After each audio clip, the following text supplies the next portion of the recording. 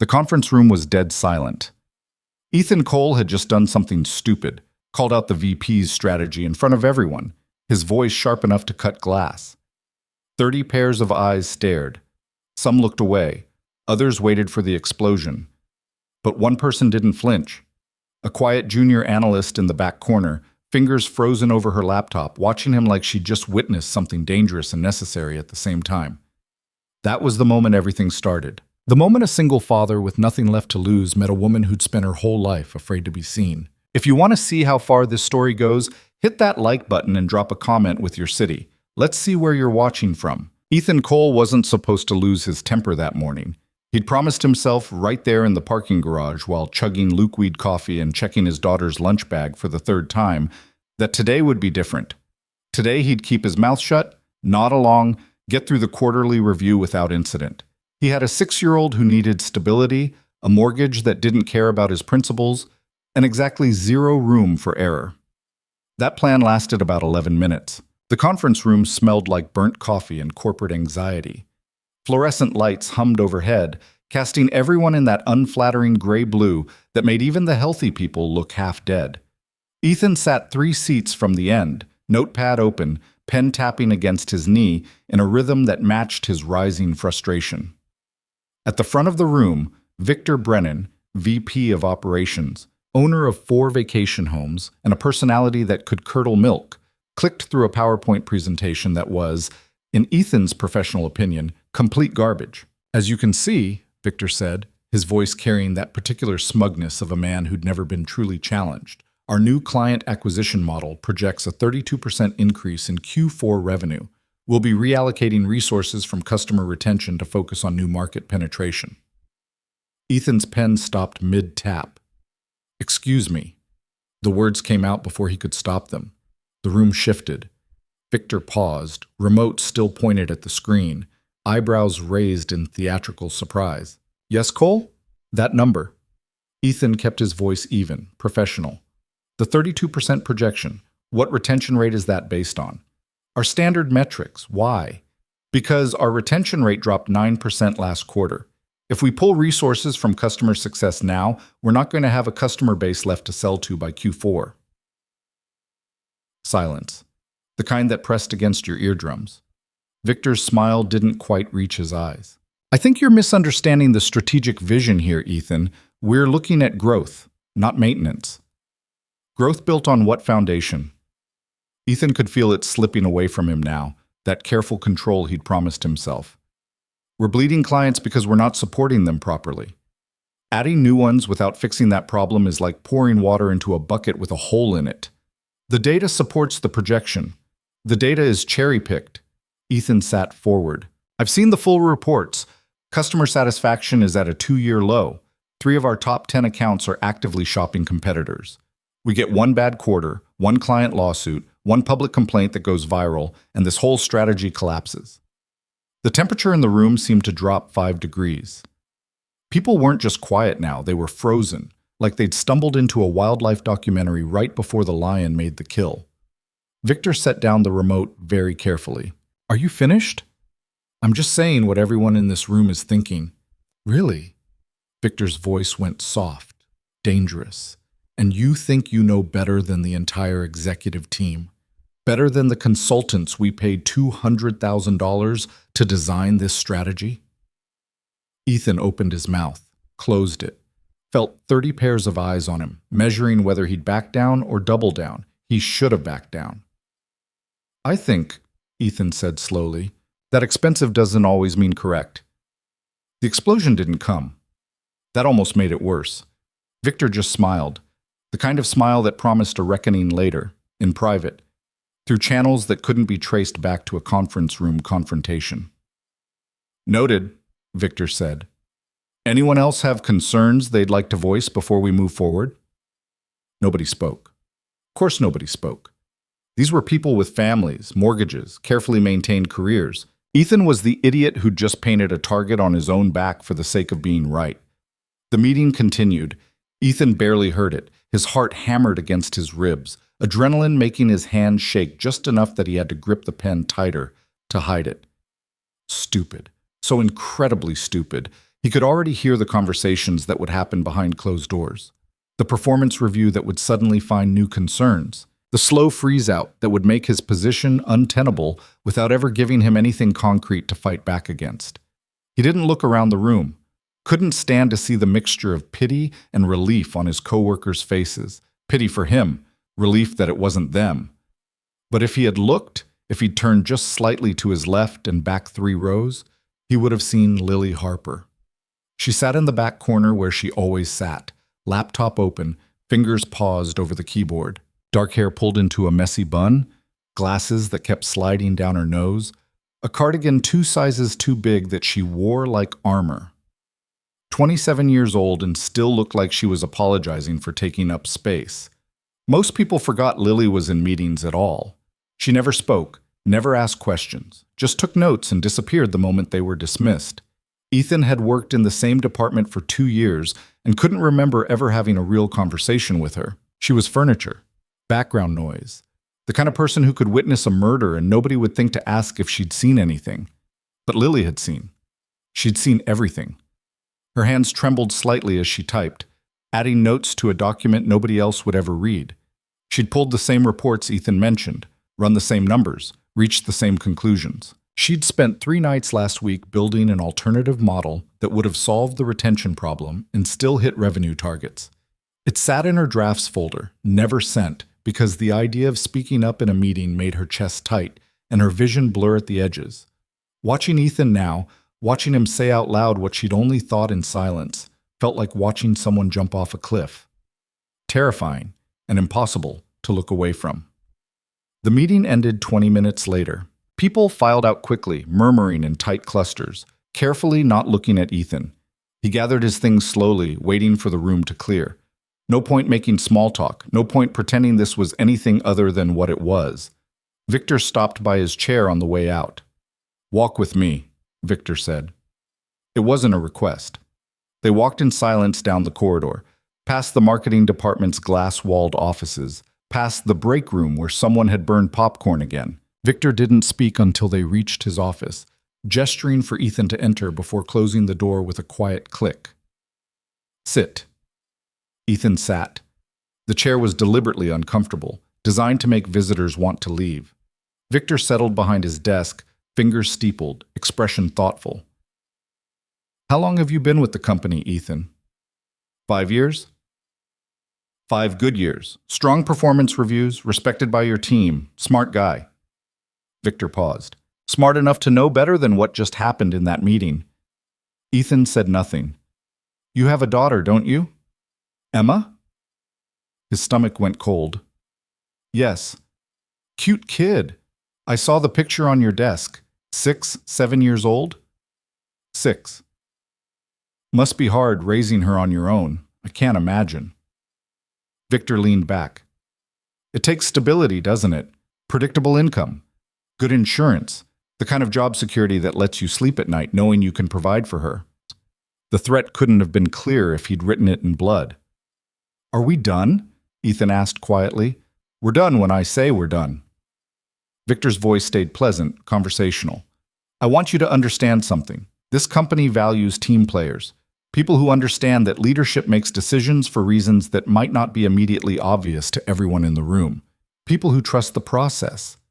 Even when the process is wrong, there's no such thing as wrong if it's what the people signing your paycheck decide is right." Victor smiled. "Think about Emma.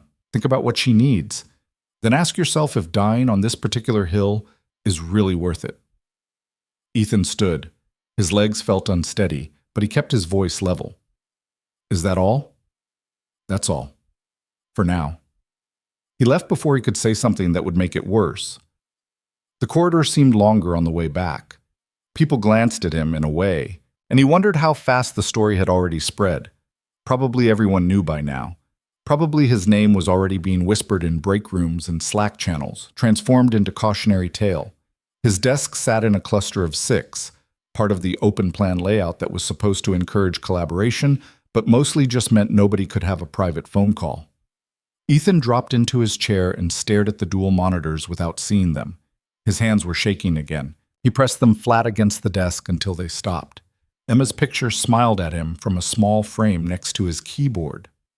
First day of kindergarten, gap-toothed grin, backpack almost as big as she was. He'd taken that photo on his phone right before she got on the bus, then sat in his car for 10 minutes afterward, fighting the urge to call the school and make sure she arrived okay. Single parenting meant every decision carried weight. There was no partner to catch him if he fell, no second income to cushion the blow. It was just him and Emma against the world, and he'd just picked a fight he couldn't win for the sake of principle. Stupid. So stupid. His phone buzzed. A text from the daycare. Emma skinned her knee at recess. All fine, just FYI. She was very brave. He typed back a quick thank you, trying to ignore the tightness in his chest. Emma was fine. He'd pick her up at 5:30 like always, heat up the leftover pasta, help with the 3-word spelling list, read 2 chapters of the chapter book they were working through. Normal Tuesday. Everything was fine. The afternoon crawled. Ethan went through the motions, emails, reports, a budget spreadsheet that needed updating. His brain felt fuzzy, running the conversation with Victor on loop, cataloging all the ways it could have gone differently, all the moments where he could have shut his mouth and saved himself. At 4:15, he noticed Lily. She'd been at her desk all day, same as him, but he only really saw her when she stood to refill her water bottle. She moved like she was trying not to be noticed, shoulders hunched, eyes down. When she passed his desk on the way to the water cooler, she didn't even glance his direction. Ethan watched her go. Something nagged at him.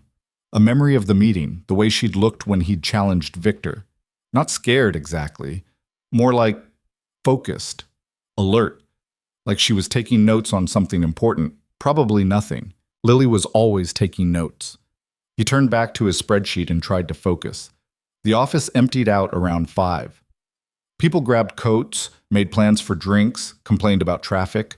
Ethan packed his bag methodically, laptop, charger, the folder of paperwork he'd need for tomorrow. Emma's daycare closed at 6. If he left now, he'd have 15 minutes to spare. He was halfway to the elevator when he realized he'd forgotten his phone charger. The office was almost deserted when he came back. Cleaning crew wouldn't arrive for another hour. Just the hum of computers on standby and the distant sound of someone still typing. His desk. The typing was coming from near his desk. Lily sat 3 seats away, exactly where she always sat, laptop screen bright in the dimming office light. She was so focused she didn't notice him approach. Her fingers flew across the keyboard, lines of data populating a spreadsheet at impressive speed. Ethan grabbed his charger, started to leave, stopped. The spreadsheet on her screen. He could see it from here. Customer retention data, revenue projections, the exact reports he'd referenced in the meeting. "Working late?" he asked. Lily jumped so hard she nearly knocked her water bottle over. Her hand shot out, catching it before it could spill, and she spun to face him with wide eyes. Sorry, I didn't," she stammered, face flushing red. It's fine." Ethan held up a hand. "Didn't mean to scare you. Just forgot my charger." She nodded quickly, too quickly, and started closing windows on her laptop like she'd been caught looking at something she shouldn't. But not before Ethan saw another tab, a presentation deck, alternative client strategy model. "Is that?" He moved closer before he could think better of it. "Are you working on the retention issue?" Lily's flush deepened. She pulled the laptop closer, protective. "It's nothing, just I was curious about the numbers. From the meeting, I wanted to see if..." She trailed off, shaking her head. "It's stupid. Sorry. Can I see?" "What?" "Whatever you're working on, can I see it?" She looked at him like he'd asked her to run naked through the office. "It's not finished. It's probably wrong. I just thought... I ran some scenarios, but I don't have all the data you'd need to really..." "Lily," he said her name gently, the way he talked to Emma when she was spiraling. "I'm not going to judge it. I'm just curious." For a long moment, she didn't move. Then slowly, she turned the laptop toward him. The spreadsheet was beautiful, clean, organized, color-coded in a way that made complex data immediately readable. She'd built a model that accounted for customer lifetime value, support costs, acquisition expenses, and at least a dozen other variables Ethan hadn't even considered. And at the bottom, a projection that showed steady growth without sacrificing retention. This is... Ethan leaned closer, scrolling through the tabs. How long did this take you? A few days. I mean, just in the evenings, after work. She pushed her glasses up. It's probably not right. I had to make assumptions about some of the cost structures, and the customer satisfaction data is incomplete, so this is brilliant. She blinked. What? This model. It's exactly what I was trying to articulate in that meeting, except you actually built it out. This is... He looked at her properly for the first time. Really looked. Why didn't you say anything? Lily's expression shuddered. She pulled the laptop back, closing it with a quiet snap. Because I'm a junior analyst who's been here 8 months. Nobody wants to hear what I think about company strategy. I would have wanted to hear it. You don't even know me. That stopped him. She was right. They'd worked in the same department for 2 years. No, she'd only been here 8 months, apparently. And he couldn't remember a single real conversation. Couldn't remember her speaking in a meeting, asking a question, volunteering an opinion. She was just there, always there, quiet and unobtrusive. And he'd never once wondered what she was thinking. I should go, what Lily said, gathering her things quickly. It's late. Wait, but she was already moving, laptop tucked under her arm, bag over her shoulder. She walked fast, head down, like she was escaping something. Ethan watched her disappear around the corner toward the elevators and felt like he'd just missed something important. His phone buzzed. The daycare again. Running a few minutes behind on pickup? Shit! He'd lost track of time. Ethan grabbed his bag and ran. Emma was the last kid in the pickup room when he arrived, sitting at the craft table with Miss Jennifer, working on a drawing that appeared to involve a lot of purple. She looked up when he came through the door, and her face lit up in that way that always made his chest hurt. Daddy! Hey, Bug. He scooped her up, checking her knee automatically. Small Band-Aid, no blood showing through. Heard you had an adventure today. I fell off the monkey bars, but I didn't cry. Enormous pride in her voice. That's my girl. You ready to go home? She nodded, showing him the purple drawing, a house with a garden, and what might have been a dog or possibly a dragon. It was hard to tell. Can we get ice cream? It's Tuesday. Please? We'll see. They got ice cream. Ethan told himself it was because Emma had been brave about her knee, but really it was because he needed to do something normal, something good, after the kind of day that made you question your life choices. They sat in the parking lot of the grocery store, eating chocolate chip cookie dough straight from the pint, and Emma told him about her day in the rambling, detail-heavy way of 6-year-olds. And then Lucas said his dad has a boat, which is probably not true because Lucas also said his dad was an astronaut, and Miss Amy said that wasn't nice to make up stories, but I think maybe Lucas just has a really cool dad, you know? Do you think we could get a boat? We live in Indiana, Bug, not a lot of water. We could get one anyway, for when we visit the ocean. Maybe someday. She scraped the bottom of the ice cream container, thinking. Daddy? Yeah? Are you sad today? His spoon paused halfway to his mouth. Why would I be sad? You have your thinking face, the one you get when you're worried about grown-up stuff. Smart kid, too smart sometimes. Ethan set down the ice cream. I had a hard day at work, but it's okay. Nothing for you to worry about. Did someone be mean to you? Sort of, but it's complicated. Emma considered this. You should tell the teacher. That surprised a laugh out of him. It doesn't work that way when you're a grown-up. That's dumb. Yeah, Bug, it really is. They went home. Ethan heated up the pasta, helped with spelling words, read 2 chapters of the book even though it was getting late. Emma fell asleep halfway through the 2nd chapter, still holding on to his hand. He carried her to bed, tucked her in, stood in the doorway for a minute just watching her breathe. This was what mattered. Not Victor's threats or corporate strategy or his own stupid pride. Just this, keeping Emma safe, keeping their little world stable, even if it meant swallowing things that stuck in his throat. Back in the living room, Ethan opened his laptop. The budget spreadsheet stared at him. Numbers that told a story he already knew. They were okay. Not comfortable, but okay. He had 3 months of savings, maybe 4 if he was careful. Losing this job would hurt. Losing it without another one lined up would be catastrophic. He should apologize. Show up early tomorrow, find Victor. Tell him he'd been out of line, smooth it over. He was good at that, usually. Good at reading a room, knowing when to push and when to fold. Today he'd forgotten that skill, let his frustration override his common sense. His phone sat on the coffee table, dark screen reflecting the lamp. Ethan picked it up, opened LinkedIn, started scrolling through job listings, just to see. Just to know what else was out there. Most of them paid less. The ones that paid more required relocating or skill sets he didn't quite have. He bookmarked a few anyway, feeling the weight settle deeper in his chest. Somewhere across the city, in a small apartment she could barely afford, Lily Harper sat at her kitchen table with the same laptop still open. The presentation deck filled the screen, slides she'd been refining for days, building a case nobody would ever let her make. She should delete it. The whole thing was pointless. Junior analysts didn't present to VPs. Junior analysts didn't question strategy. Junior analysts kept their heads down and did what they were told, and maybe, eventually, after enough years of being quiet and dependable, someone might ask their opinion about something that didn't matter.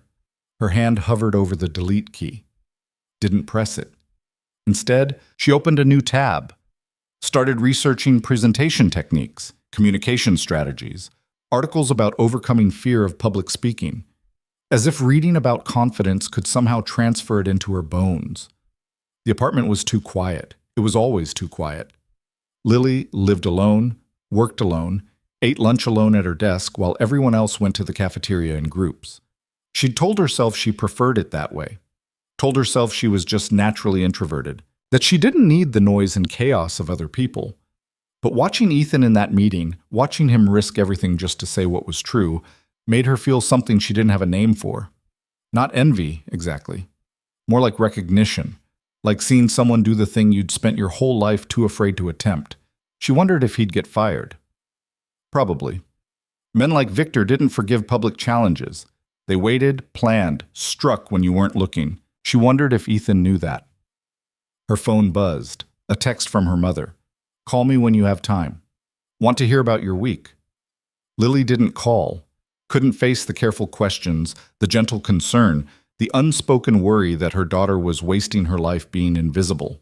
Instead, she made tea, curled up on the couch with her laptop, and went back to refining slides nobody would ever see. Outside, the city moved through its Tuesday night routine. Restaurants filled and emptied. Traffic thinned.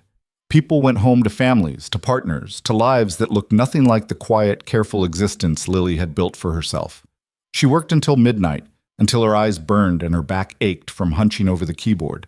Then she closed the laptop, brushed her teeth, climbed into bed, and lay awake staring at the ceiling. Tomorrow she'd go back to being invisible.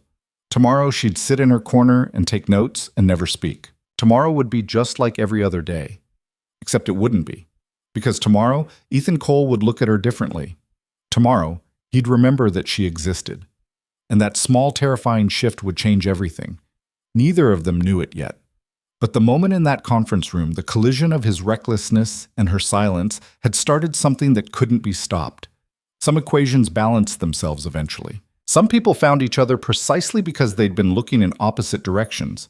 And sometimes, the quietest voice in the room turned out to be the one that mattered most. The city kept moving. The night wore on, and two people, separate and struggling, carried the same numbers in their heads, working the same problem from different angles, building toward a solution neither of them could see yet. It would take time. Mistakes. Moments of courage that felt like stepping off a cliff. But it would happen. It was already happening. Wednesday morning came too early. Ethan woke to Emma's elbow in his ribs and the realization he'd fallen asleep on top of the covers, still wearing yesterday's work clothes. His daughter was sprawled sideways across the bed, occupying approximately 3 times her actual body mass in space, one foot pressed against his shoulder blade. He checked his phone. 6:15. 15 minutes before the alarm. Bug, he said, gently moving her foot. Time to wake up. Emma made a noise that sounded like a disgruntled cat and burrowed deeper into the pillow. Come on. School day. 5 more minutes. That's what you said yesterday and the day before.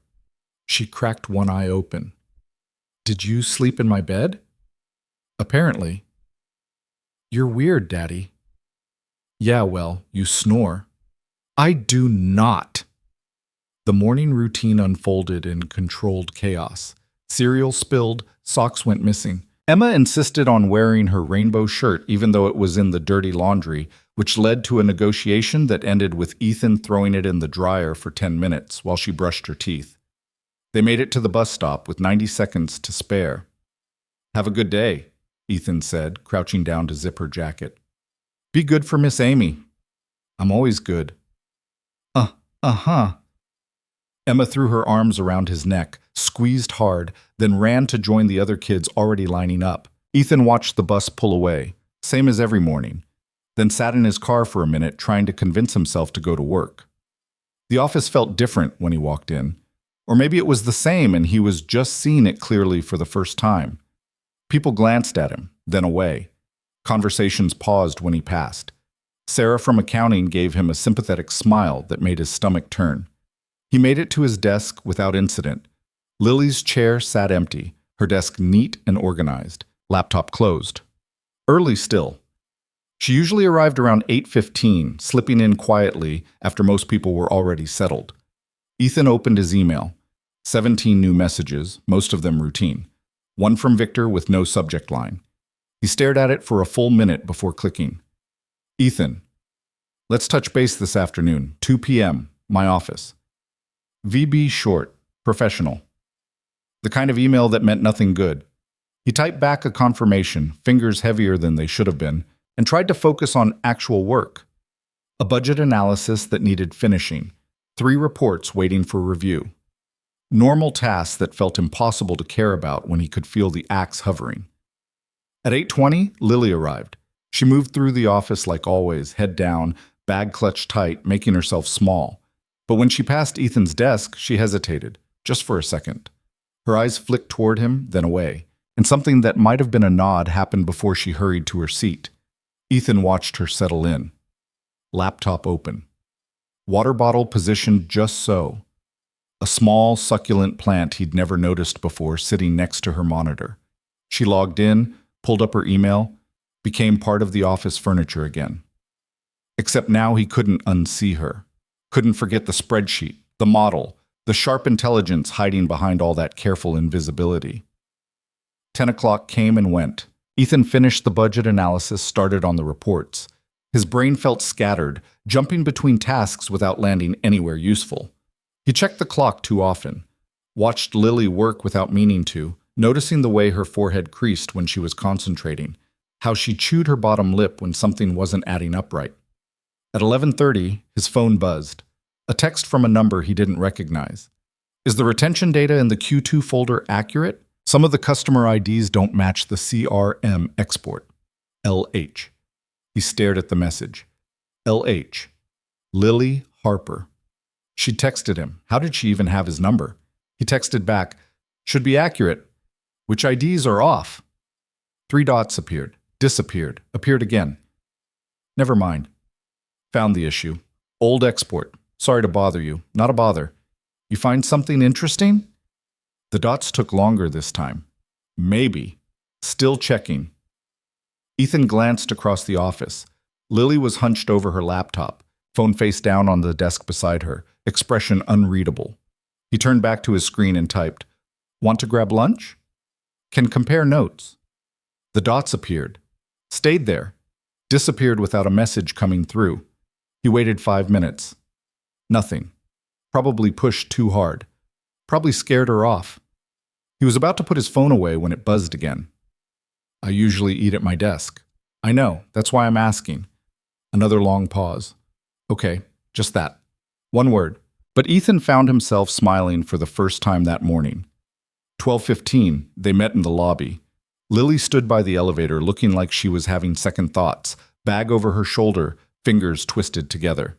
She'd changed out of her usual oversized cardigan into something that almost fit properly, then seemed to regret it based on how she kept tugging at the sleeves. There's a sandwich place 2 blocks over, Ethan said. That okay? She nodded, not quite meeting his eyes. They walked in silence. The day had turned cold, wind cutting between buildings, making Lily hunch deeper into her jacket. Ethan matched her pace, resisting the urge to fill the quiet with meaningless chatter. Something about her made him want to be careful, like she was a wild animal that would bolt at sudden movements. The sandwich place was crowded, but they found a table near the back. Lily ordered a turkey wrap she barely touched. Ethan got a Reuben he wasn't hungry for. They sat across from each other, and for a minute neither of them spoke. "So," Ethan said finally, "the retention data." "Right." Lily pulled out her phone, scrolling through notes. "I was running the numbers again last night, and some of the customer IDs in the Q2 export don't exist in the current CRM. At first I thought it was a syncing issue, but then I cross-referenced with the invoicing system. And those customers never made purchases in Q2. They're from Q4 last year." Ethan set down his sandwich. "Someone used old data?" "It looks like it, which would explain why the retention rate seems better than it actually is. If you're counting customers who weren't even active last quarter as retained customers, the math works out wrong." "How wrong?" She pulled up a spreadsheet, turned her phone toward him. "If I'm right about which entries are duplicated, the actual retention rate is closer to 61%. Not the 73 Victor presented." Ethan felt something cold settle in his chest. That's a pretty significant difference." "Yeah." Lily took her phone back, fingers dancing across the screen. "I might be wrong. I don't have access to all the source files, but I mapped what I could find and the pattern is consistent." "Have you told anyone?" She looked at him like he'd suggested she jump off the building.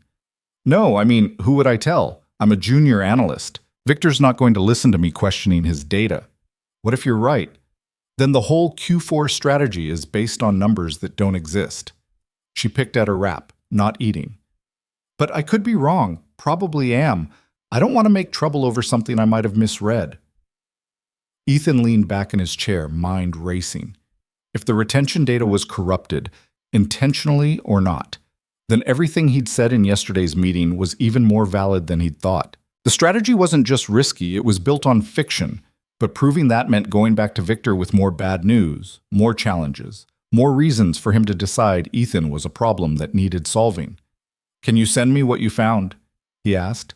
Lily's eyes widened. "Why?" "Because if you're right, people should know." "You can't tell Victor this came from me." "I won't. I'm serious." Her voice dropped, urgent. "I need this job. I can't afford to get on anyone's radar. I thought you should know the numbers might be off, that's all." "Lily, promise me." She was looking at him now, really looking, and Ethan saw something in her expression that made him ache. Fear, yes, but also something heavier. The kind of fear that came from experience, from knowing exactly how fast you could go from invisible to unemployed. "I promise," he said quietly. Some of the tension left her shoulders. She nodded once, pulled her phone back, started eating her wrap in small mechanical bites. They talked about safer things after that. The weather, the broken coffee machine on the third floor, Emma's obsession with collecting rocks. Lily listened more than she spoke, but when she did talk, her voice was soft and careful, like she was testing each word before letting it out. "How old is she?" Lily asked. "Your daughter. 6, almost 7. That's a good age." "You have kids?" She shook her head quickly. "No, I was the oldest of 4. Helped raise my siblings. I remember 6 being fun. Old enough to have real conversations, but still young enough to believe in magic. Emma definitely still believes in magic. Last week she tried to turn her broccoli into candy using a stick from the backyard." Lily almost smiled. "Almost. Did it work?" She claimed it did. Still didn't eat the broccoli. This time the smile happened, small but real, transforming her face for just a second. Then it was gone, replaced by the careful, neutral expression she wore like armor. Ethan's phone buzzed, a reminder for the 2 o'clock meeting with Victor. His stomach tightened. "I should get back," Lily said, reading his expression. "Let you prepare." "There's nothing to prepare for. He's going to threaten you." Ethan looked at her sharply. "What makes you say that?" "Because that's what men like him do. They can't fire you for disagreeing in a meeting, so they'll make it clear that your future depends on falling in line." She gathered her trash, not meeting his eyes. Just be careful. People like us don't win arguments with people like him. People like us. She finally looked up. People who need the paycheck more than the fight. Then she was gone, slipping through the crowd toward the exit, disappearing before he could figure out what to say. Ethan sat alone with the remains of his lunch, Lily's words echoing in his head. She was right. Of course she was right. Victor held all the cards and they both knew it. The smart play was to show up at 2, apologize, promise to be a team player, swallow his pride and keep his job.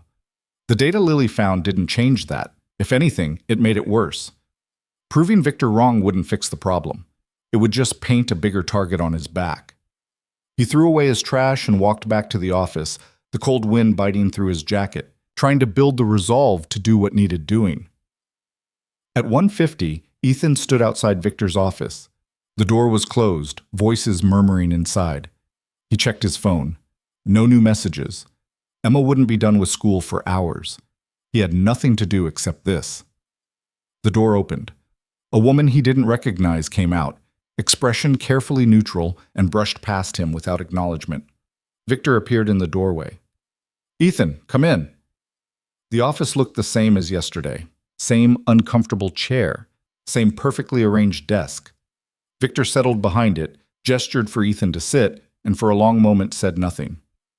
"I've been thinking about our conversation yesterday," Victor said finally. "About what you said in the meeting." Ethan kept his voice level. "I apologize if I overstepped." "Did you?" Victor tilted his head, curious. "Overstep?" "I should have raised my concerns through proper channels, not in front of the entire team." And do you still have those concerns?" This was the moment. The decision point. Ethan could back down completely, claim he'd misread the data, say he trusted leadership's judgment. It would be easy, smart even.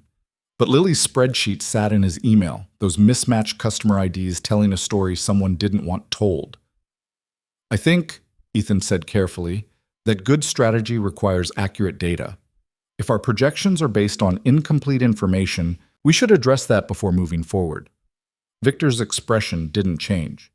"You think our data is incomplete." "I think it's worth double-checking. Based on what expertise? Based on numbers that don't add up when you look at them closely. And you've been looking closely. It's my job to look closely." Victor leaned back, fingers steepled again in that gesture Ethan was learning to hate. "Let me tell you something about this company, Ethan. We pay very expensive consultants to analyze our strategy. We have entire teams dedicated to data accuracy. We have processes, checks, oversight. What we don't need is a mid-level employee with a hero complex, second-guessing decisions that were made by people with a lot more information than you have access to. I'm not trying to be a hero." "Then what are you trying to be?" Victor's voice sharpened. "Because from where I'm sitting, you're either incompetent or insubordinate, and I'm trying to figure out which one it is." Ethan's hands clenched on the armrests. "I'm trying to do my job."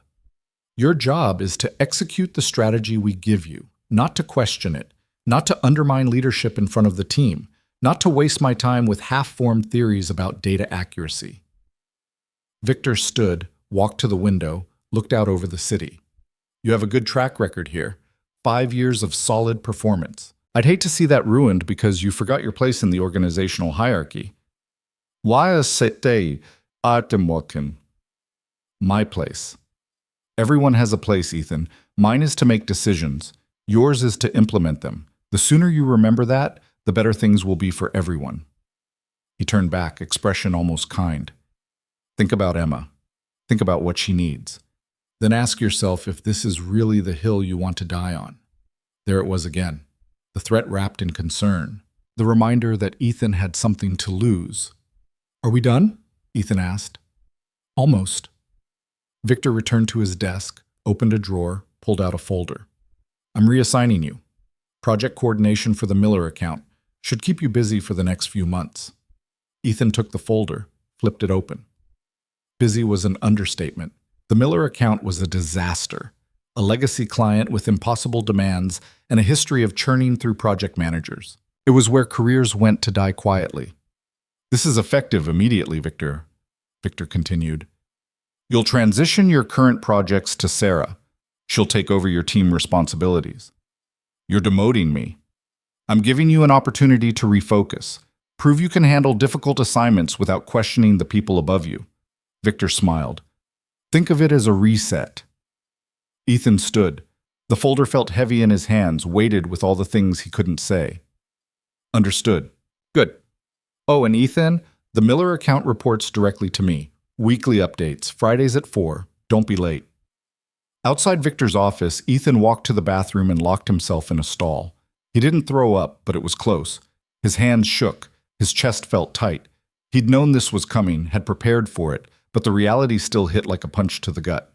Reassigned, demoted in everything but title. Trapped in a career death spiral with no way out that didn't involve losing the paycheck Emma depended on. He pulled out his phone, stared at the job listings he'd bookmarked last night. None of them looked any better in daylight. None of them felt like solutions. A text came through. Lily. How did it go? He typed. About how you'd expect. I'm sorry. Not your fault. The dots appeared and disappeared 3 times before her next message came through. Do you want to talk about it? Ethan stared at the words. He barely knew her. Barely knew anything about her except that she was quiet and smart, and apparently the only person in the office who gave a damn about whether the numbers added up. But something about the offer, simple, direct, no performance or pity, made him feel less alone than he had in months. Yeah, he typed back, I think I do. They met after work in a coffee shop 4 blocks from the office, far enough that they wouldn't run into coworkers. Lily was already there when Ethan arrived, hunched over a laptop in the corner, mug of tea going cold beside her. She looked up when he slid into the seat across from her, expression guarded. You didn't have to come, Ethan said. I wanted to. She closed the laptop partway. What happened? He told her.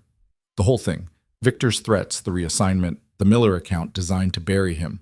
Lily listened without interrupting, her face growing paler with each detail. That's retaliation, she said when he finished. He can't do that. He just did.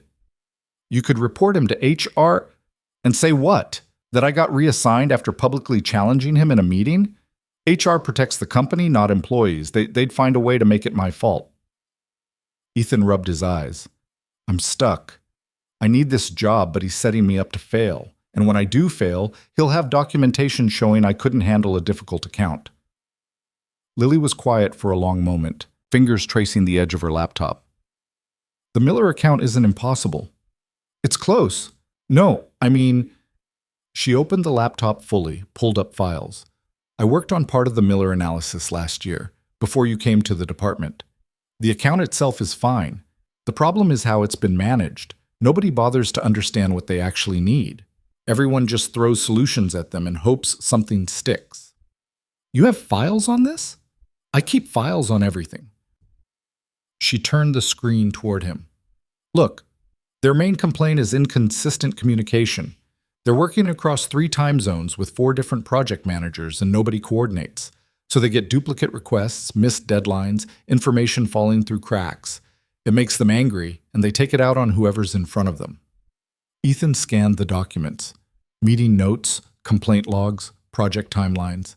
Lily had organized everything, color-coded problems by category, tracked patterns most people would have missed. Why didn't anyone use this, he asked. Nobody asked. She pulled the laptop back, scrolling through more files. I was just doing background research. By the time I finished, they'd already assigned someone new, and I figured they didn't want input from a junior analyst. This is exactly the kind of input they needed. Yeah, well, she shrugged, but he could see the hurt underneath. Story of my life. Ethan leaned back, thinking. The Miller account was a trap, yes, but maybe not an unescapable one. Not if he had help. Not if he had someone who'd actually done the homework nobody else bothered with. Can you send me these files? He asked. Lily's eyes widened. Why? Because I'm going to need them, and because maybe you're right. Maybe the account isn't impossible. Maybe it just needs someone who actually gives a damn about solving the problem instead of passing it along. Victor's expecting you to fail. Then I won't fail. Ethan, I'm serious. He met her eyes. I'm not going down without a fight. And if I'm going to fight, I'd rather do it with actual information instead of just stubbornness. She studied him for a long moment, something shifting in her expression. Then she nodded once and started forwarding files. They worked until the coffee shop closed at 9, Lily walking him through her research, Ethan taking notes and asking questions. She knew the Miller account better than anyone had a right to, had tracked their complaints and patterns with the kind of obsessive detail that came from actually caring about getting things right. "You're really good at this," Ethan said at one point. Lily ducked her head. "I just pay attention." "Most people don't. Most people look at a problem like Miller and decide it's not worth the effort. You actually tried to understand it. Fat lot of good it did me. It's doing me good right now." She glanced up at that, something vulnerable flickering across her face before she hid it behind her laptop screen. "I should go. It's late." "Let me walk you out." They left together, stepping into a night that had turned cold and clear. Lily's car was parked 3 blocks away, a beat-up sedan that looked like it had seen better decades. She unlocked it, paused with her hand on the door. "Thank you," Ethan said. "For the files, for listening, for giving a damn when you didn't have to. You stood up for what was right, even when it was stupid." She smiled slightly. "Somebody should have your back." "Is that what this is?" "I don't know what this is yet." Lily climbed into her car, started the engine. "But I guess we'll find out." She drove away, taillights disappearing into traffic, leaving Ethan standing alone on the sidewalk with a folder full of files and something that felt dangerously close to hope. His phone buzzed. Emma's school. No, the daycare. He'd forgotten to confirm pickup again. Ethan ran for his car, dialing as he went, apologizing to Miss Jennifer for the 3rd time this week. By the time he got there, Emma was the only kid left again, working on a drawing that appeared to involve a lot of purple cats. "Sorry, Bug," he said, scooping her up. "Got caught up at work." Emma wrapped her arms around his neck. "It's okay. Miss Jennifer let me stay late, and we made brownies. Did you save me one?" "Nope, ate them all. Traitor." She giggled, and Ethan felt some of the day's weight lift. This was what mattered. Getting home, making dinner, helping with homework, reading bedtime stories. The rest of it, Victor's threats, the Miller account, the career circling the drain, could wait until tomorrow. Except it couldn't, really. Tomorrow would come whether he was ready or not. Tomorrow, Victor would expect his first update. Tomorrow, the data Lily found would still be wrong. Tomorrow, Ethan would have to decide whether to keep fighting or finally learn when to quit. But tonight, he had Emma. Tonight they made grilled cheese and tomato soup, worked on spelling words, read 3 chapters instead of 2 because she asked nicely. Tonight Ethan tucked her into bed and stood in the doorway watching her breathe, and tried not to think about how close he'd come to losing all of this. His phone buzzed. A text from Lily. "I've been thinking about the retention data. If you want to dig deeper, I can help. Just let me know." Ethan stared at the message. She was offering to help him commit career suicide. Smart, careful Lily, who'd spent 8 months making herself invisible, was volunteering to stick her neck out for someone she barely knew. He should say no. Should thank her and tell her to stay out of it. Should protect her the way nobody was protecting him. Instead, he typed, "Tomorrow. Let's figure out exactly how wrong the numbers are." Her response came immediately. "Okay, just that. 1 word." But it felt like a pact, like they'd just agreed to something neither of them fully understood yet. Ethan turned off his phone, climbed into bed, and lay awake staring at the ceiling. Tomorrow would be a mess. Tomorrow would probably make everything worse, but at least he wouldn't be facing it alone. Across the city, Lily sat at her kitchen table with her laptop open, pulling files she wasn't supposed to have, running calculations she wasn't authorized to run, building a case that would either prove the truth or get them both fired. Her hand shook slightly as she worked, but she didn't stop. Some fights were worth having, even when you knew you'd lose. Some people were worth standing beside, even when it made no logical sense. And sometimes, the quietest person in the room turned out to be the one who wouldn't back down when it mattered most. The night deepened, the city quieted, and 2 people who'd spent years being careful decided, separately but simultaneously, to stop playing it safe. They worked in secret for 3 days. Not in the office, where eyes tracked movement and conversations carried through thin cubicle walls, but in the coffee shop 4 blocks away. In the dead hours between dinner and bedtime, when the place was mostly empty except for college kids cramming for exams. Ethan would drop Emma at his neighbor's apartment, Mrs. Chen, who was retired and loved having a kid to spoil, then meet Lily at their corner table. The first night, she brought printouts. The second, a flash drive with raw data files she'd pulled from 3 different systems, cross-referencing timestamps and customer IDs until patterns emerged that shouldn't exist. By the third night, they had enough to know the problem was bigger than either of them had guessed. "Look at this," Lily said, turning her laptop so Ethan could see. Friday night, past 8, and she'd been running queries for 2 hours straight. Her tea had gone cold again. She never seemed to drink it, just ordered it like a prop. These 50 customer accounts show up in the Q2 retention report as active. But if you check the invoicing system, none of them made purchases in Q2. Not one. Ethan leaned closer, scanning the spreadsheet. Could be a billing delay. I checked Q3. Still nothing. Q4 last year, though. She scrolled. All 50 accounts were active, multiple purchases. Then they went dormant in Q1 and never came back.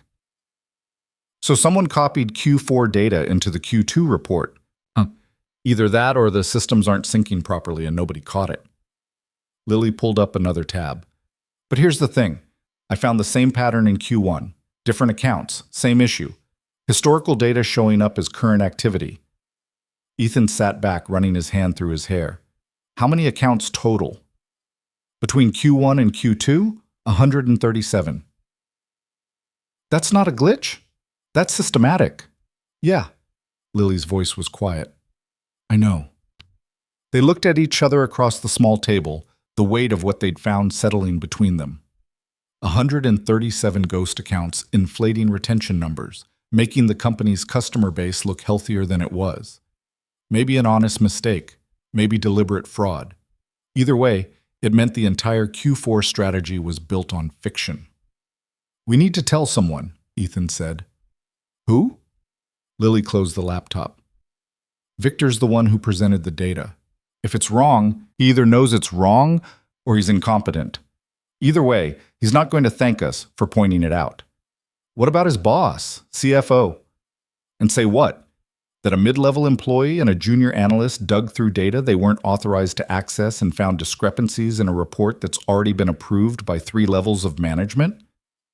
She shook her head. They'll bury us. Company Politics 101. When bad news comes from below, shoot the messenger.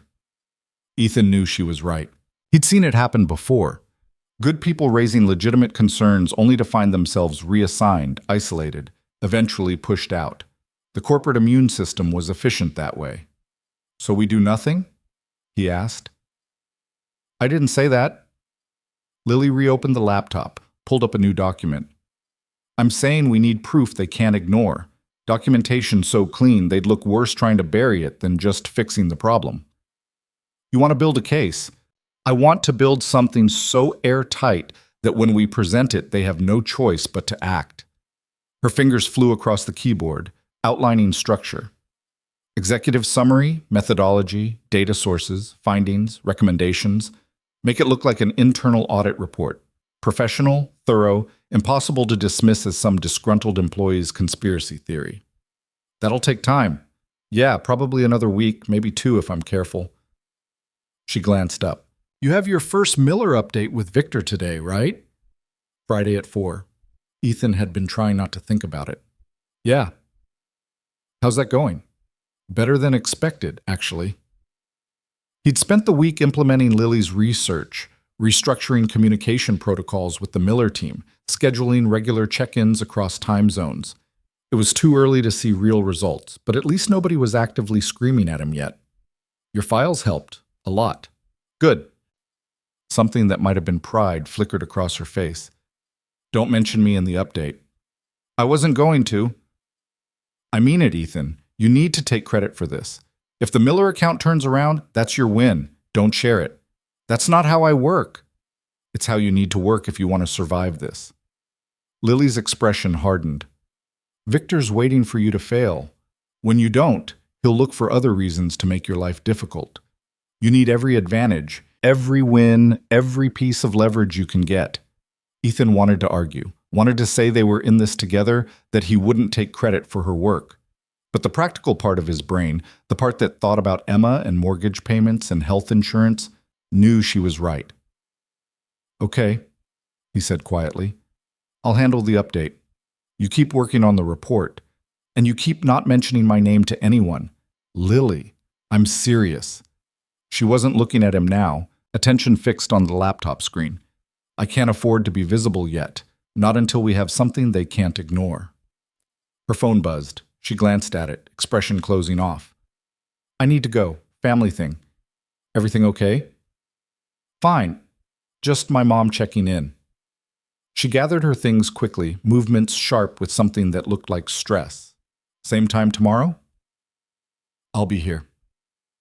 She left without saying goodbye, disappearing into the parking lot, and Ethan sat alone with the laptop screen still glowing, showing the outline of a report that could either save them both or destroy whatever was left of his career. His own phone buzzed. "Mrs. Chen. Emma's asleep on my couch. Poor thing was exhausted. You can pick her up in the morning if easier?" Ethan texted back gratitude and confirmation, then sat there feeling like the worst father in the world. 3 nights this week he'd left Emma with the neighbor. 3 nights he'd chosen this investigation over bedtime stories and spelling practice. She'd been patient about it, understanding in that way kids were when they sensed their parent was stressed, but that almost made it worse. He packed up, drove home, lay in bed staring at the ceiling and thinking about choices. The smart choice was to drop this. Let Lily finish her report if she wanted, but stay out of it himself.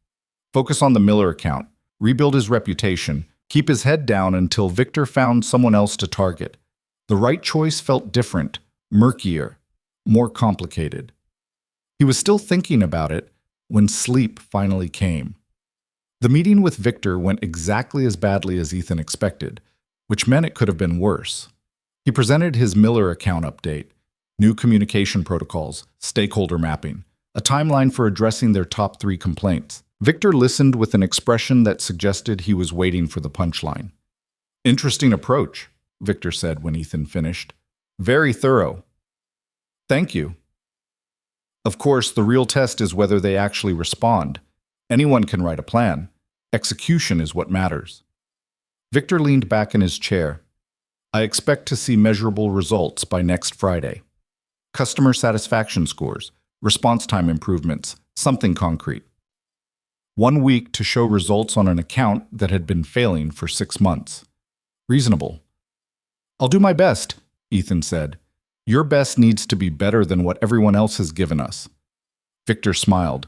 "Unless you'd prefer to admit this assignment is beyond your capabilities, I'm sure we could find something more suited to your skill level." The threat was clear. Succeed impossibly fast or accept a demotion. Ethan kept his expression neutral. "I'll have results next Friday." "Good. You're dismissed." Walking back to his desk, Ethan pulled out his phone and texted Lily. "Need to accelerate the Miller timeline. Can you help me pull customer satisfaction data from the last 6 months?" Her response came quickly. "Already did. Sending now." 3 files landed in his inbox before he reached his chair. 6 months of satisfaction surveys, complaint logs, resolution times, all organized and tagged. Lily had anticipated what he'd need before he asked. Ethan opened the files, started analyzing patterns. Miller's complaints followed a clear cycle. Problems escalated when communication broke down, usually during handoffs between project managers. Fix the handoffs, fix the relationship. Simple in theory. In practice, it meant coordinating between 4 people who didn't talk to each other and didn't particularly want to start. He spent the weekend building a shared project dashboard, implementing weekly sync meetings, establishing clear ownership for every customer touchpoint. By Monday morning, he had a system that should work if everyone actually used it.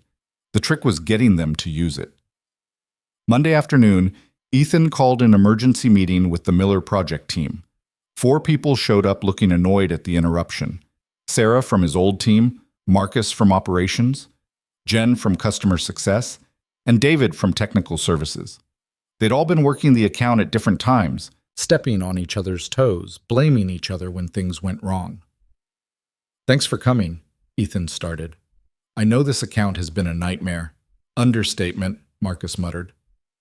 But I think we can fix it, not by working harder, by working together. Sarah crossed her arms. We've tried coordination before, doesn't stick, because nobody owned it. Every handoff was someone else's problem.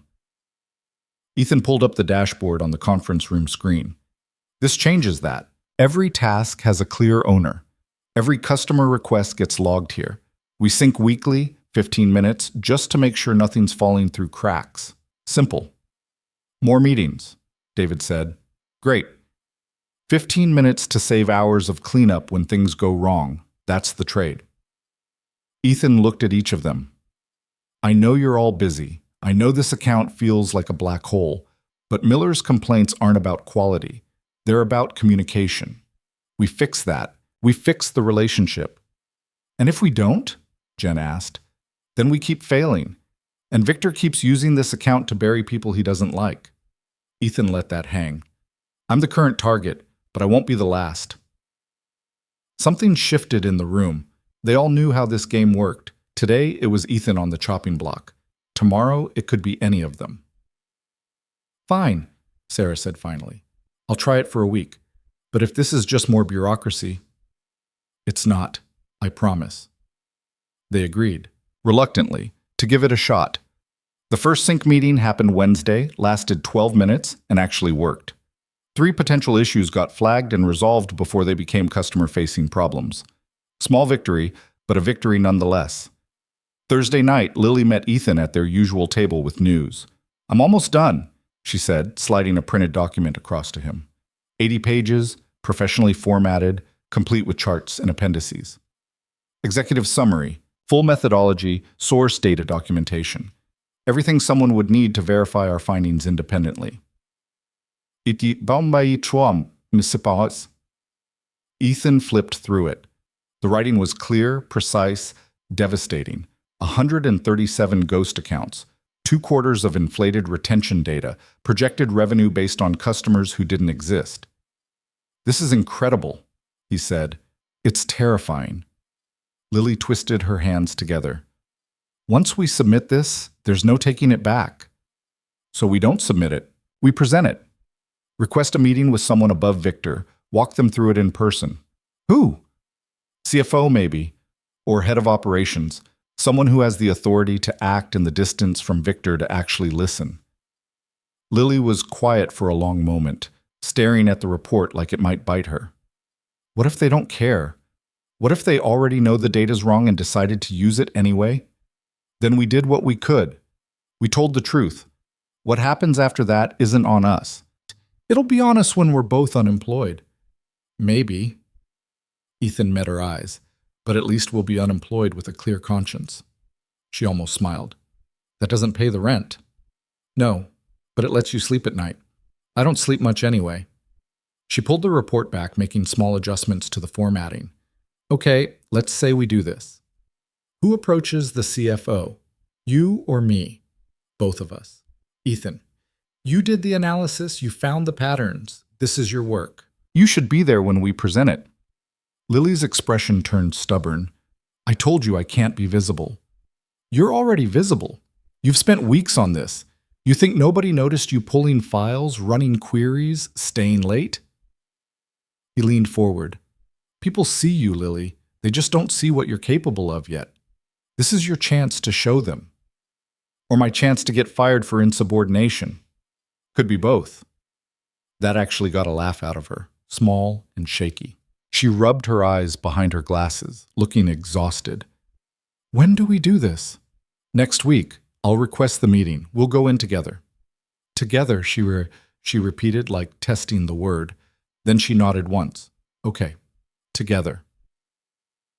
Friday's update with Victor went better. Ethan presented preliminary results. Response times down by 20%. Customer satisfaction scores up slightly. No new escalations. Small improvements, but measurable ones. Victor looked disappointed. Interesting. How long can you maintain this? As long as the team stays coordinated. We'll see. People have a way of reverting to old habits. Victor made a note. Continue weekly updates. I want to see consistent improvement, not a temporary spike. Understood. Oh, and Ethan? Victor's smile was thin. Don't get cocky. One good week doesn't erase two bad quarters. Ethan left the office that evening feeling wrung out but cautiously optimistic. The Miller account was stabilizing. The report was almost ready. They had a plan. His phone rang, Emma's school. His stomach dropped before he even answered. Mr. Cole, this is Principal Matthews. Emma's fine, but we need you to come pick her up. There's been an incident. 20 minutes later, Ethan burst into the principal's office to find Emma sitting in a chair that was too big for her, arms crossed, expression mutinous. Her teacher stood nearby looking frazzled. What happened? Ethan asked. Principal Matthews gestured for him to sit. Emma got into a physical altercation with another student during lunch. Emma doesn't fight. She pushed Lucas Chen off the bench. He hit his head. Ethan looked at his daughter. Bug, is that true? Emma's jaw set. He was being mean to Sophia, kept taking her lunch and saying her mom packed weird food. I told him to stop and he didn't, so I pushed him. She could have told a teacher. I did tell a teacher. Emma's voice cracked. Ms. Amy said she'd handle it, but she didn't, and Lucas kept being mean, so I made him stop. You can't hit people. I didn't hit him. I pushed him. There's a difference. Principal Matthews cleared his throat. Regardless of intent, physical conflict is against school policy. Emma will need to serve lunch detention for the rest of the week. That's fair, Ethan said quietly. He looked at his daughter. You understand why that's fair, right? Emma's eyes filled with tears. He was being mean, Daddy. I know, and that's wrong. But pushing him is also wrong. You have to use words, not hands. Words don't work when people don't listen. Something about the way she said it, tired and frustrated and so much older than 6, hit Ethan hard. He was teaching her to be passive, teaching her that standing up for yourself meant accepting consequences that weren't fair, teaching her all the wrong lessons he'd been learning himself. Okay, he said, surprising himself. Here's what we're going to do. Emma will serve her detention, but I want the school to also address Lucas's behavior. If a teacher was notified and didn't intervene, that's a failure on our end, not hers. Principal Matthews looked uncomfortable. Mr. Cole, I'm not excusing what Emma did. I'm saying let's be consistent about holding everyone accountable, including the adults who didn't do their jobs. There was a long pause. Then Principal Matthews nodded slowly. I'll speak with Ms. Amy about the situation. You're right that we should have addressed the bullying before it escalated. Thank you. In the car, Emma was quiet until they were almost home. Am I in trouble? She asked. You're in consequences, Ethan said. Which is different. You did something wrong, so there are results. That's fair. But I'm not mad at you for standing up for your friend. I'm proud of you for that part. Really? Really? I just wish you'd found a way to stand up that didn't involve pushing. Emma thought about that. Grown-ups push people too, just with words instead of hands. Yeah, Bug, they do. Is someone pushing you at work? Ethan glanced at her in the rearview mirror. Too smart, always too smart. Sort of. Are you going to push back? I'm trying to. Good. Emma looked out the window. Sometimes people need to be pushed, otherwise they never stop being mean. That night, after Emma was asleep, Ethan texted Lily. We're doing this. Request the meeting for Monday. No more waiting. Her response took a few minutes. You sure? No, but Emma just taught me that sometimes you have to act even when you're not sure. How old is your kid again? 6 going on 30. Smart girl. Too smart. It's terrifying. Another pause, then, okay. Monday. I'll finish formatting the report this weekend. We'll need 2 copies, bound with appendices. I'll handle printing. You focus on being ready to present. Ethan? Yeah? Thank you for making me do this even though I'm scared. Thank you for doing the work even though nobody asked you to. We're probably going to get fired. Probably. But at least we'll go down swinging. The weekend passed in a blur of preparation. Ethan printed and bound 2 copies of the report, memorized the key findings, practiced his opening remarks in the mirror until they sounded natural instead of rehearsed. Sunday night he barely slept. running through scenarios, imagining every possible way the meeting could go wrong. Monday morning arrived gray and cold. Ethan dropped Emma at school. She'd been subdued since the Lucas incident, quieter than usual, then drove to work with his stomach in knots. Lily was waiting in the lobby when he arrived, clutching a leather portfolio that looked new. She dressed differently today. Not the oversized cardigan and jeans, but actual business clothes. Her hair pulled back, makeup that made her look older and more serious. "You clean up nice," Ethan said. "Don't." She was pale, trembling slightly. "I almost threw up twice this morning. If you're nice to me, I might actually do it." "Fair enough. You ready?" "Absolutely not. Let's go anyway." The CFO's assistant had squeezed them in at 9:30, 15 minutes. That's all they'd have to make their case. Ethan carried both copies of the report, Lily carried the flash drive with source data, and they rode the elevator to the executive floor in tense silence.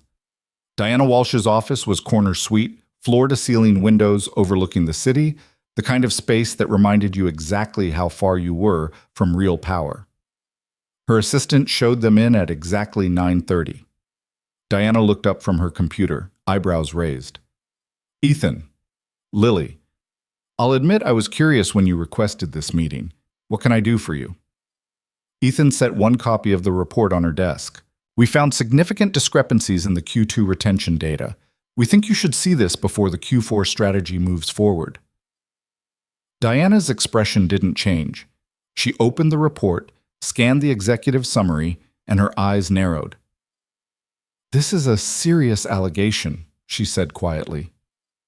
"It's a serious problem," Lily said, her voice steadier than Ethan expected.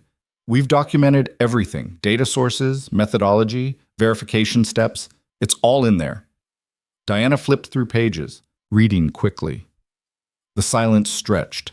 Ethan could hear his own heartbeat. "Walk me through it," Diana said finally. "Start from the beginning. Don't leave anything out." So they did.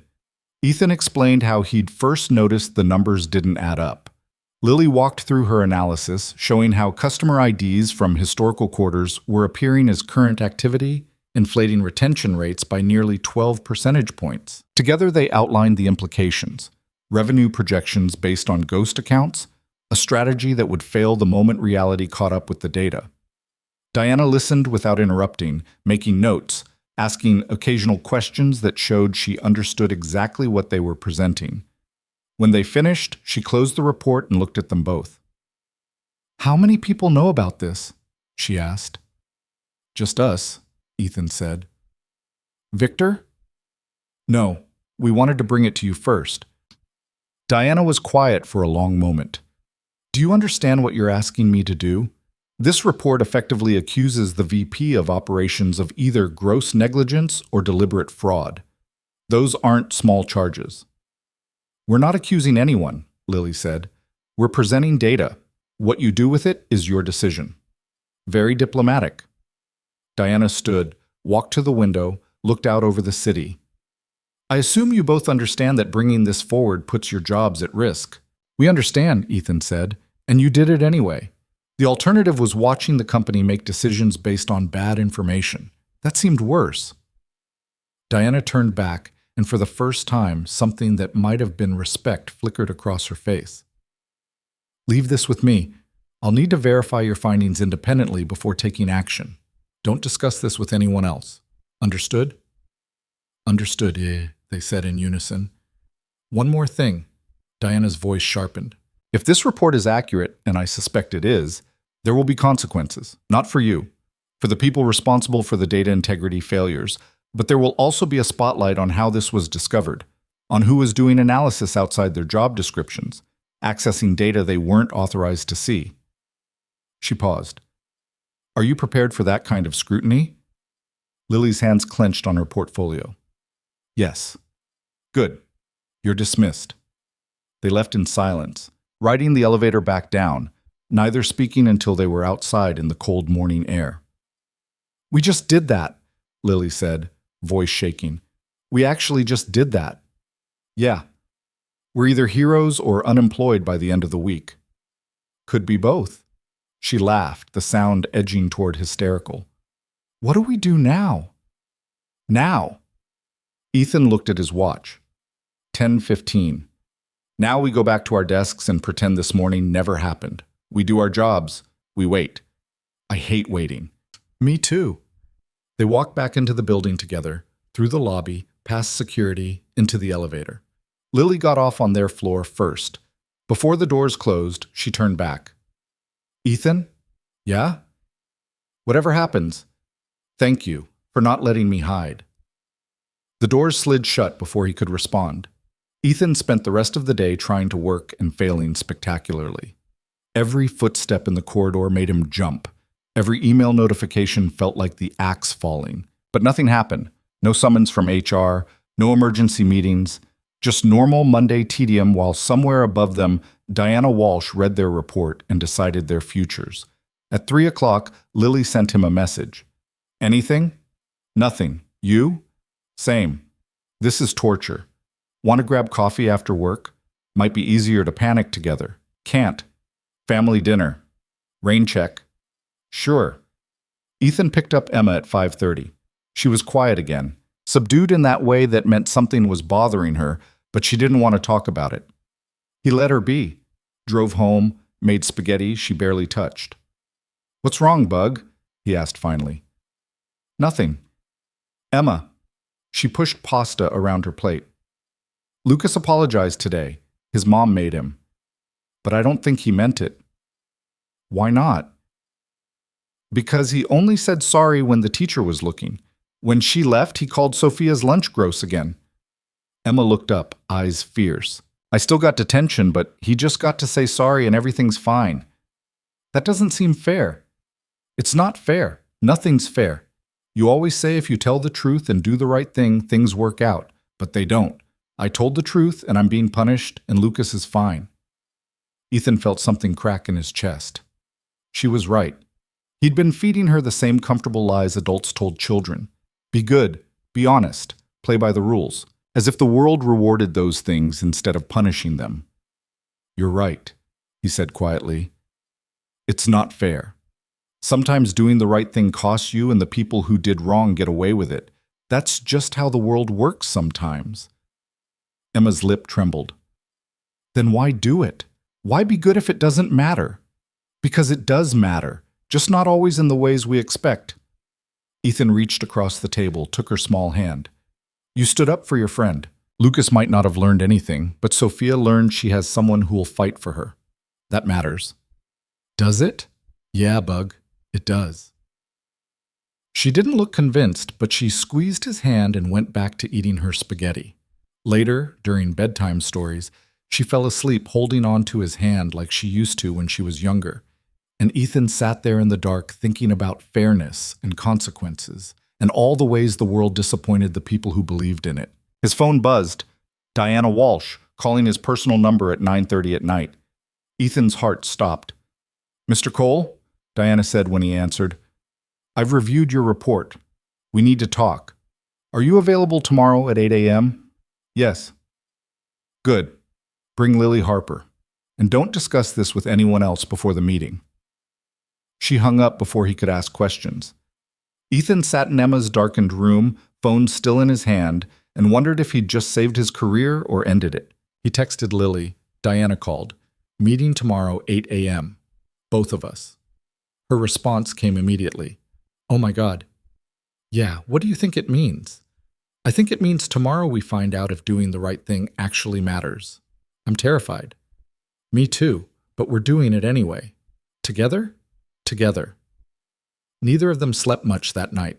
Across the city, Diana Walsh worked late in her office, making calls, pulling files, building a case. And in a different office, Victor Brennan sat unaware that the carefully constructed world he'd built was about to come apart. Sometimes the quietest voices carried the farthest. Sometimes the truth mattered more than comfort. And sometimes, two people who had every reason to stay silent found the courage to speak up instead. Tomorrow would bring consequences. But tonight, they'd done what they came to do. The rest was out of their hands. Tuesday morning arrived wrapped in fog. Ethan dropped Emma at school early, watched her trudge toward the building with her backpack dragging, and fought the urge to call her back and tell her everything would be okay. He couldn't promise that. Not today. The office lobby felt different at 7:45. Quieter. The security guard nodded him through without the usual small talk. Ethan rode the elevator alone, watching the floor numbers climb, trying to steady his breathing. Lily was already there when he stepped off on the executive floor. She stood near the windows, staring out at the city, shoulders rigid. She'd worn the same business clothes from yesterday, her hair pulled back so tight it looked painful. "Hey," Ethan said quietly. She turned. Her eyes were red-rimmed. "I didn't sleep." "Me neither. I keep thinking about all the ways this could go wrong. We get fired. We get blacklisted. Nobody in the industry will touch us because we went over our boss's head." She twisted her hands together. "My mom called last night, asked how work was going. I lied and said everything was fine. We did the right thing." "Did we?" Her voice cracked. "Or did we just commit career suicide for nothing?" Before Ethan could answer, Diana Walsh's assistant appeared in the doorway. "Miss Walsh will see you now." They followed her into the office. Diana sat behind her desk. 3 other people Ethan didn't recognize positioned around the room. One woman with a tablet, severe suit, the look of someone from legal. One older man in shirt sleeves who radiated quiet authority. One younger guy taking notes. "Sit," Diana said. They sat. The chairs were better than Victor's, but still uncomfortable, still designed to remind you of the power differential. Diana folded her hands on the desk. "I spent last night and this morning verifying your findings. I brought in our head of data integrity, our general counsel, and an external auditor. We pulled source files, ran independent analyses, checked every claim in your report." She paused. "Your work is solid. Every number checks out. The retention data for Q1 and Q2 is compromised exactly as you documented." Ethan felt something loosen in his chest. Lily's hand found his under the table, squeezed once. "The question," Diana continued, "is how this happened. Was it system error, human error, or something more deliberate?" She looked at the man in shirt sleeves. "Frank?" Frank leaned forward. "We traced the data anomalies back to their source. The retention reports Victor presented were generated from a custom query someone built 6 months ago. That query was pulling historical customer data and relabeling it as current activity. It's too specific to be accidental." "Who built the query?" Ethan asked. "That's where it gets interesting." Frank glanced at his tablet. The query was created under Victor Brennan's credentials, but the access logs show it was modified multiple times by someone else. Someone with administrative privileges who knew how to mask their tracks. Diana's expression hardened. "We're still investigating who that someone is, but regardless of who executed it, Victor presented the data as accurate. He signed off on reports he either knew were false or never bothered to verify. Either way, it's a failure of leadership." The woman from legal spoke up. "We need to ask you both some questions about how you accessed this data, what tools you used, whether you discussed your findings with anyone else before bringing them to Ms. Walsh." What followed was an hour of methodical interrogation. Lily walked them through every step of her analysis, showing her methodology, explaining which databases she'd accessed and under what authorization. Ethan corroborated timelines, showed text messages that proved they hadn't shared their findings with anyone outside this room. "You accessed files you weren't technically authorized to view," the legal woman said to Lily. "I accessed files that were supposed to be available to anyone running customer analysis. If the permissions were set wrong, that's not on me." Lily's voice stayed steady. "And if following the data where it led means I broke some protocol, I'll accept those consequences. But I wasn't going to ignore a problem this big just because checking it thoroughly made someone uncomfortable." The legal woman made a note. Diana almost smiled. "One more question," Diana said. "Why didn't you bring this to Victor first? He's your direct supervisor's supervisor. Standard protocol would be to escalate through your chain of command." Ethan and Lily exchanged a glance. This was the moment where they could throw Victor under the bus completely, tell Diana about the threats and retaliation, and the Miller account assignment designed to bury Ethan. Or they could take the high road. "We didn't think he'd be receptive," Ethan said carefully. And given that the data came from reports he'd presented, we thought an outside perspective was necessary. Diplomatic. Diana closed her folder. Here's what's going to happen. Frank's team will complete their investigation into who modified the query. Legal will review the implications for our Q4 strategy and any regulatory disclosures we may have made based on false data. And Victor Brennan will be placed on administrative leave pending the outcome of both investigations. Lily's sharp intake of breath was audible. As for you two, Diana continued, you took a significant risk bringing this forward. You also did exactly what we should want employees to do when they spot problems. You documented thoroughly, you verified your findings, and you escalated appropriately. That initiative deserves recognition, not punishment. So, we're not fired? Lily's voice was small. You're not fired. In fact, I'm reassigning you both effective immediately. Ethan, you'll move to a senior analyst role under Frank's data integrity team. Lily, you'll join them as a specialist focused on customer analytics. Both positions come with salary increases commensurate with the level of work you've demonstrated you're capable of. Ethan felt like the floor had dropped away. I don't understand. You found a multi-million-dollar problem and fixed it before it could do serious damage. That's valuable. Diana stood, signaling the meeting was over. Your new positions start Monday. Take the rest of this week to transition your current projects. And for the record, thank you. Not many people have the spine to do what you did. They were dismissed. Ethan and Lily walked out of the office in a daze, rode the elevator down in silence, and didn't speak until they were outside in the cold morning air. Did that just happen? Lily asked. I think so. We got promoted. We actually got promoted. Yeah. She started laughing. Not the nervous edge of hysteria laugh from before, but something genuine and shocked and relieved. Oh my God, I thought we were dead. I thought we were so dead.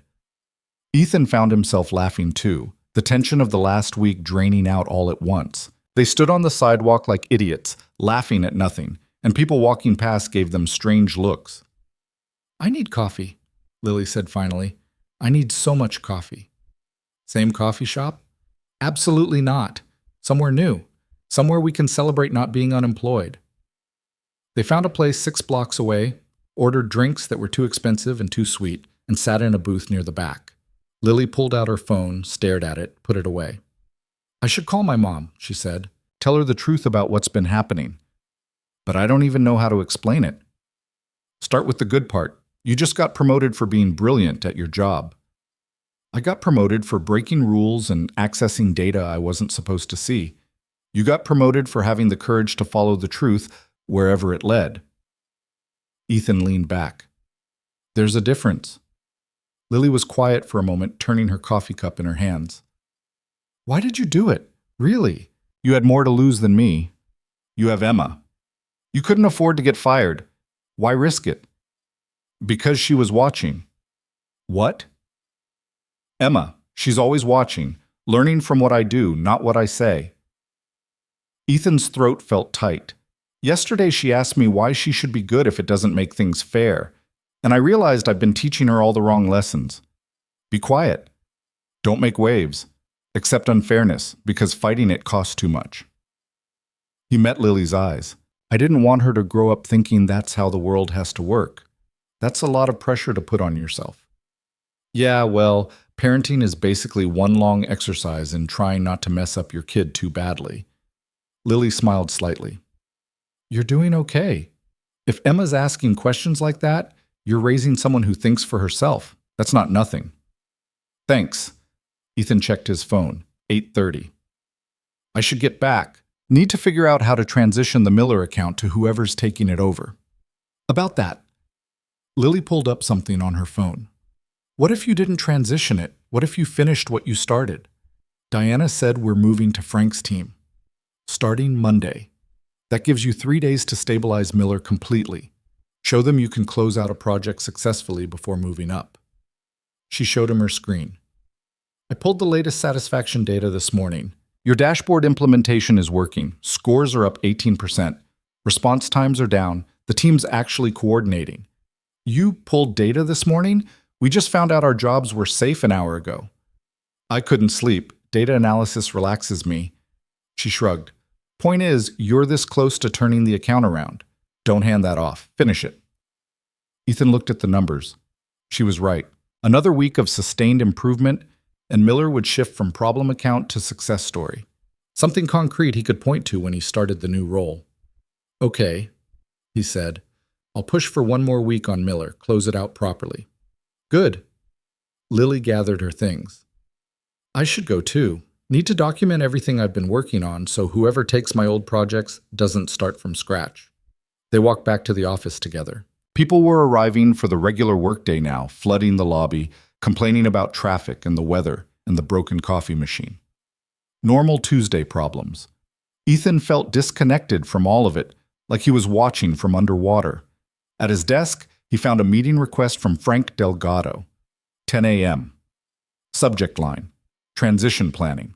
That was fast. The meeting was brief and practical.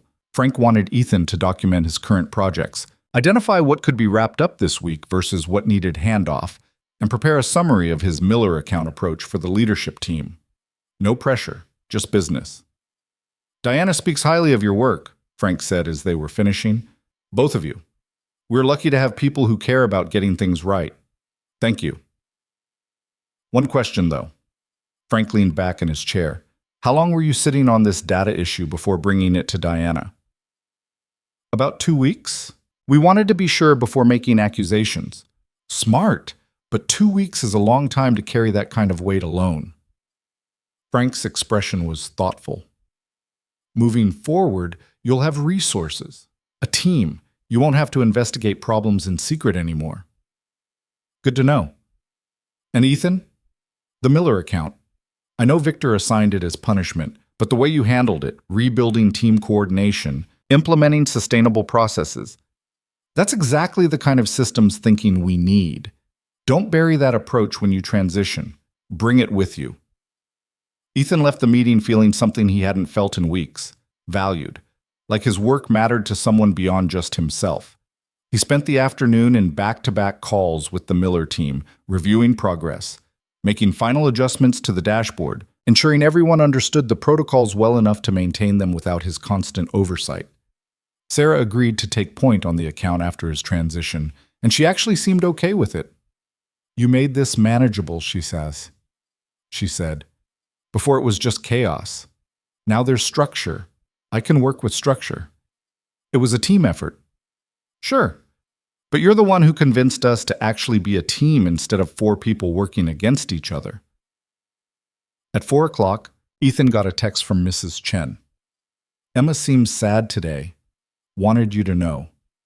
He checked the time, still 2 hours before pickup. He called Mrs. Chen. She's fine, Mrs. Chen said. Just quiet. Came in from school and went straight to coloring without saying hello. That's not like her. The Lucas thing is still bothering her. Kids are resilient. She'll bounce back. I know. I just hate that she's learning these lessons so young. Every generation learns the world isn't fair. At least she's learning she can stand up for herself while she learns it. That's more than most kids get. After the call, Ethan tried to focus on work, but his mind kept drifting to Emma. 6 years old and already disappointed by how justice worked, already understanding that doing the right thing didn't guarantee good outcomes. His phone buzzed. A text from a number he didn't recognize. This is Victor Brennan's assistant. Please return any company property assigned to you by Mr. Brennan by end of day Thursday. He will not be returning to the office. Ethan stared at the message. It was real then. Victor was actually gone. He forwarded the text to Lily. Did you get this? Yeah, holy shit. Think he knows it was us?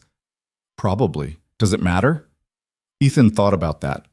A week ago, the idea of Victor knowing he'd been undermined would have terrified him. Now it just felt like closing a chapter he was ready to be done with. No, he typed back. I guess it doesn't. The rest of the week passed in a blur. Wednesday, Ethan met with Diana again to walk through his transition plan. Thursday, he had an all-hands meeting with Frank's team, getting introduced to the people he'd be working with starting Monday. Friday, he wrapped his final Miller account update, presenting data that showed sustained improvement across every metric that mattered. Impressive turnaround, Diana said during the presentation. How'd you do it? Listened to the customer. fixed communication breakdowns, got the team to actually talk to each other. Ethan pulled up the dashboard and implemented a system that makes coordination the default instead of an afterthought. Sustainable? As long as the team maintains it, Sarah's committed to keeping it running. Good. This is exactly the kind of approach we need more of. Diana closed her laptop. Congratulations, Ethan. You turned a punishment assignment into a case study. That takes skill. After the meeting, Ethan sat at his desk, soon to be his former desk, and let himself feel it. Relief, pride, the bone-deep satisfaction of finishing something difficult and finishing it well. His phone rang. The school. Mr. Cole, this is Principal Matthews. I wanted to follow up on the incident from last week. We've spoken with Lucas and his parents about his behavior. He'll be serving detention as well, and we've put a plan in place to monitor the lunch situation more closely. Thank you. Emma handled her consequences very maturely. She's a good kid. You should be proud. I am. We'll see you Monday for pickup. Ethan ended the call and immediately texted Lily. Lucas got detention. Justice exists. For 6-year-olds maybe. The rest of us are still waiting. Victor got fired. That's pretty just. Victor got leave pending investigation. Not the same thing. Details. Important details. Fine. Want to grab lunch? Celebrate our last day in the trenches? There was a pause before she responded. Can't. Family thing again. Rain check? Sure. Everything okay with your family? Another pause. Define okay. That bad? Just complicated. I'll tell you about it sometime. I'm around if you need to talk. I know, thanks. Ethan picked up Emma at 5:30. She ran to the car more energized than she'd been all week, chattering about how Ms. Amy had made Lucas apologize in front of everyone, and how Sophia had shared her lunch with Emma to say thank you. So it worked out? Ethan asked. I guess. Lucas still glared at me, but he didn't say anything mean. Ms. Amy said if he does it again, she'll call his mom immediately. Good. Emma was quiet for a minute, then, Daddy, is your work thing fixed too? Yeah, Bug, it is. Did the bad guy get in trouble? The bad guy had to leave, and I got a promotion. What's a promotion? Means I get a better job with better pay because I did good work. Emma considered this. So doing the right thing worked for you? This time it did. But not always? Ethan pulled into their driveway, turned off the car, looked at his daughter. Not always. Sometimes you do everything right and it still goes wrong. But that doesn't mean you stop trying. Why not? Because trying is what makes you who you are, not whether you win or lose. Emma wrinkled her nose. That sounds like something from a poster. Yeah, it does, but it's still true. That night, after Emma was asleep, Ethan sat on the couch with a beer he wasn't really drinking, thinking about next week. New team, new responsibilities. A salary increase that meant he could actually save money instead of just surviving month to month. He should have felt excited. Mostly he felt exhausted. His phone buzzed. Lily. You awake? Yeah, what's up? Can I call you? Sure. The phone rang 10 seconds later. Lily's voice sounded rough when she answered. Sorry, I know it's late. It's fine. What's wrong? Nothing. Everything, I don't know. A long pause. My mom called again. She wants me to come home for a few weeks. Help with my youngest sister who's having a hard time. But I just got this promotion and I can't take time off right when I'm starting a new role and I feel like a terrible person for even hesitating. You're not a terrible person. I should want to help. I should just say yes. But I spent so much of my life being the responsible one, the one who fixes everything, and I'm so tired of it. Her voice cracked. Does that make me selfish? No, it makes you human. I don't know how to tell her no.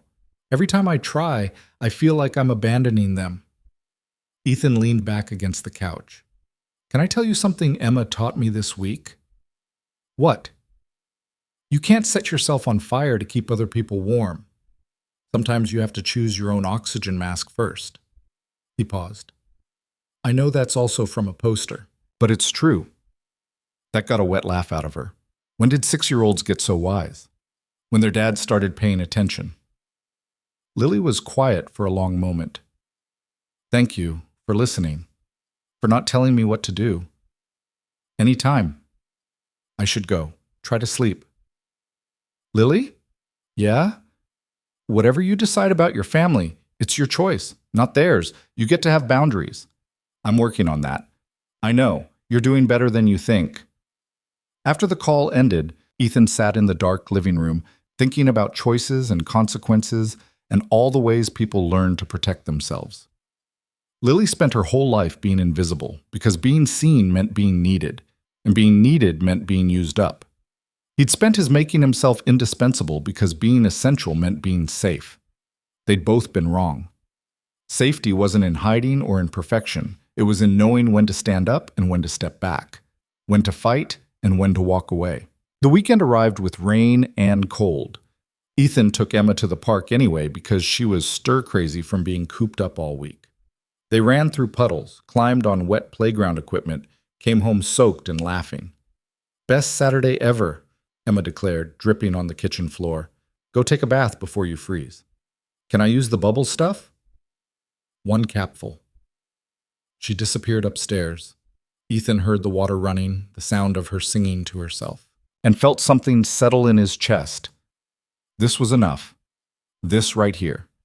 The small moments that added up to a life. His phone buzzed. "Lily. Told my mom I can't come home right now. She's upset, but she'll get over it. Thanks for the pep talk. Proud of you." "Don't be. I feel like throwing up. That's how you know you did the right thing. Is it always this hard?" "Yeah. But it gets easier. Promise?" "Promise." Monday morning came too fast. Ethan dropped Emma at school, drove to work, rode the elevator up to the 7th floor where Frank's team was based. The office layout was different here. Actual offices with doors instead of open-plan chaos. Quieter. More focused. Lily was already there, talking to Frank near the coffee station. She looked up when Ethan approached, and something in her expression had changed. Less guarded. More present. "First day," she said. "First day," Ethan agreed. Frank clapped him on the shoulder. "Welcome to the team. We've got a lot of work ahead of us." The retention data issue was just the tip of the iceberg. Turns out we have data integrity problems in at least 3 other departments. Seriously? Seriously, which is why I need people who know how to dig, how to verify, and how to present findings without making everyone defensive. Frank smiled. "Think you two can handle that?" Ethan looked at Lily. She looked back. Something passed between them, an understanding they didn't need to speak out loud. "Yeah," Ethan said. "We can handle it." The morning passed in orientation and introductions. By lunch, Ethan's head was spinning with new systems, new protocols, new faces and names he'd need to learn. But it felt good, purposeful, like he was finally doing work that mattered instead of just checking boxes. At 12:30, Lily knocked on his office door. "Lunch?" "Yeah, where?" "There's a place on the 8th floor. Supposed to be good." They rode the elevator up together, found a table near the windows, ordered sandwiches neither of them were particularly hungry for. "How's your first morning?" Lily asked. "Overwhelming. You?" "Same. Frank handed me a project that's basically rebuilding our entire customer data infrastructure from scratch. I have no idea where to start." "You'll figure it out. You always do." She picked at her sandwich. "Can I ask you something?" "Sure." "Why didn't you quit? When Victor was making your life hell, when the Miller account was clearly designed to bury you, why didn't you just leave?" Ethan thought about it. Because leaving felt like letting him win, and because I needed to prove to myself I could handle something hard without running away. "Did you? Prove it?" "I don't know yet. Ask me in 6 months." Lily smiled slightly. "Fair enough." They ate in comfortable silence. Outside the windows, the city sprawled in gray afternoon light. Thousands of people going about their lives, fighting their own battles, carrying their own weight. Somewhere down there, Victor Brennan was probably doing the same, figuring out what came next after everything fell apart. Ethan didn't feel sorry for him, but he didn't feel triumphant either, just tired and relieved that this particular fight was over. "My sister texted me this morning," Lily said suddenly. "Said she understands why I can't come home, that she's proud of me for setting boundaries." "That's good, right?" "Yeah, I think so. It's just weird. I spent so long being the person everyone leaned on. I don't know who I am when I'm not fixing everyone else's problems. Maybe you get to find out now. Maybe. She looked at him, something vulnerable in her expression. Thanks for making me do this. The report, the promotion, all of it. I wouldn't have had the guts on my own. Yes, you would have, eventually. I just gave you a deadline. Still, I'm glad you did. The afternoon stretched into meetings and paperwork and the tedious logistics of starting a new role. By 5 o'clock, Ethan's brain felt like mush. He packed up his things, said goodbye to the team, and headed for the elevator. Lily caught up with him in the hallway. Hey, Emma's probably waiting for you. Yeah, you heading out too? In a bit. Need to finish documenting something. She hesitated. But maybe we could grab dinner sometime? Not work stuff, just dinner. Ethan felt something warm unfold in his chest. I'd like that. Yeah? Yeah. Emma too, if you want. She's been asking about the nice lady from work who helped Daddy. Lily's expression softened. I'd like to meet her properly, not just hear about her adventures secondhand. This weekend? We usually do pizza on Saturdays. Pizza sounds perfect. They stood there for a moment, neither quite ready to leave, the elevator doors opening and closing behind them as other people came and went. Okay, Lily said finally. Saturday, pizza. Saturday, Ethan confirmed. She smiled, a real smile, the kind that transformed her whole face, and headed back toward her office.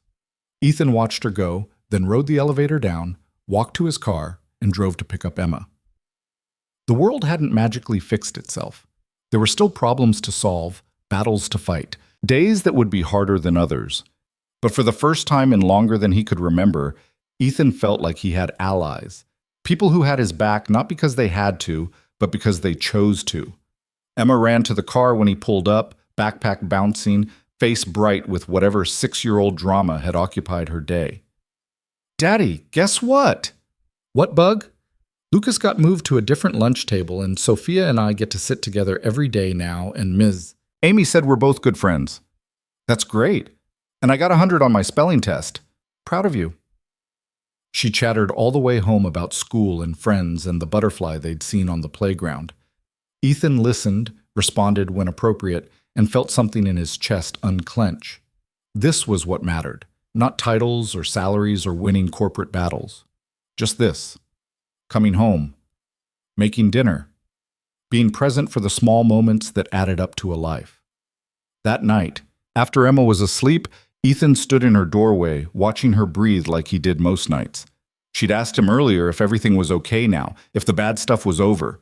He'd told her yes, knowing it wasn't entirely true, but wanting to give her the comfort of believing it. The world would keep being complicated. People would keep being difficult.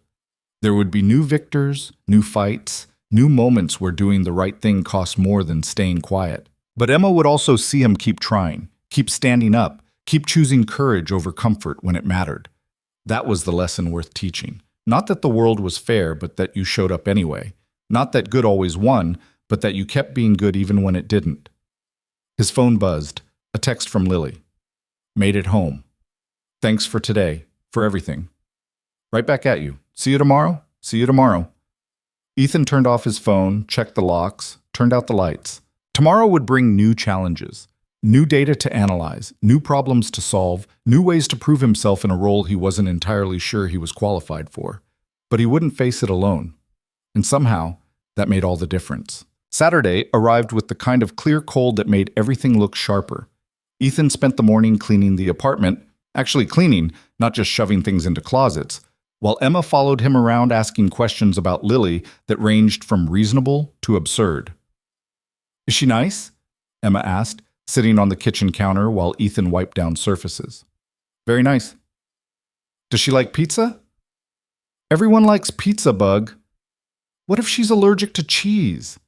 Then we'll get her a salad or something. Emma swung her legs, thinking, is she your girlfriend? Ethan paused mid-wipe.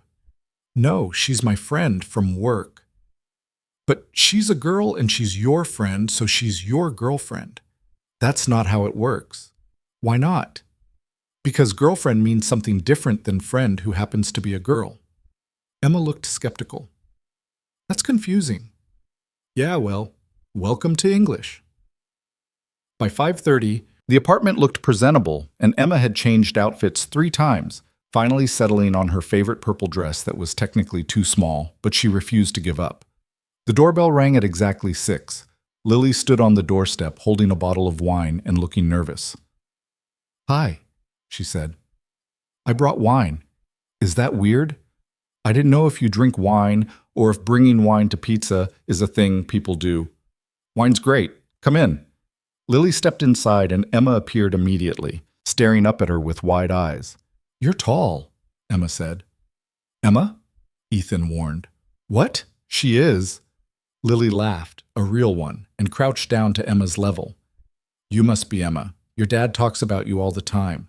He talks about you too. He says you're really smart and you helped him at work. We helped each other. Did you beat the bad guy?" "Emma." "The bad guy left," Lily said seriously.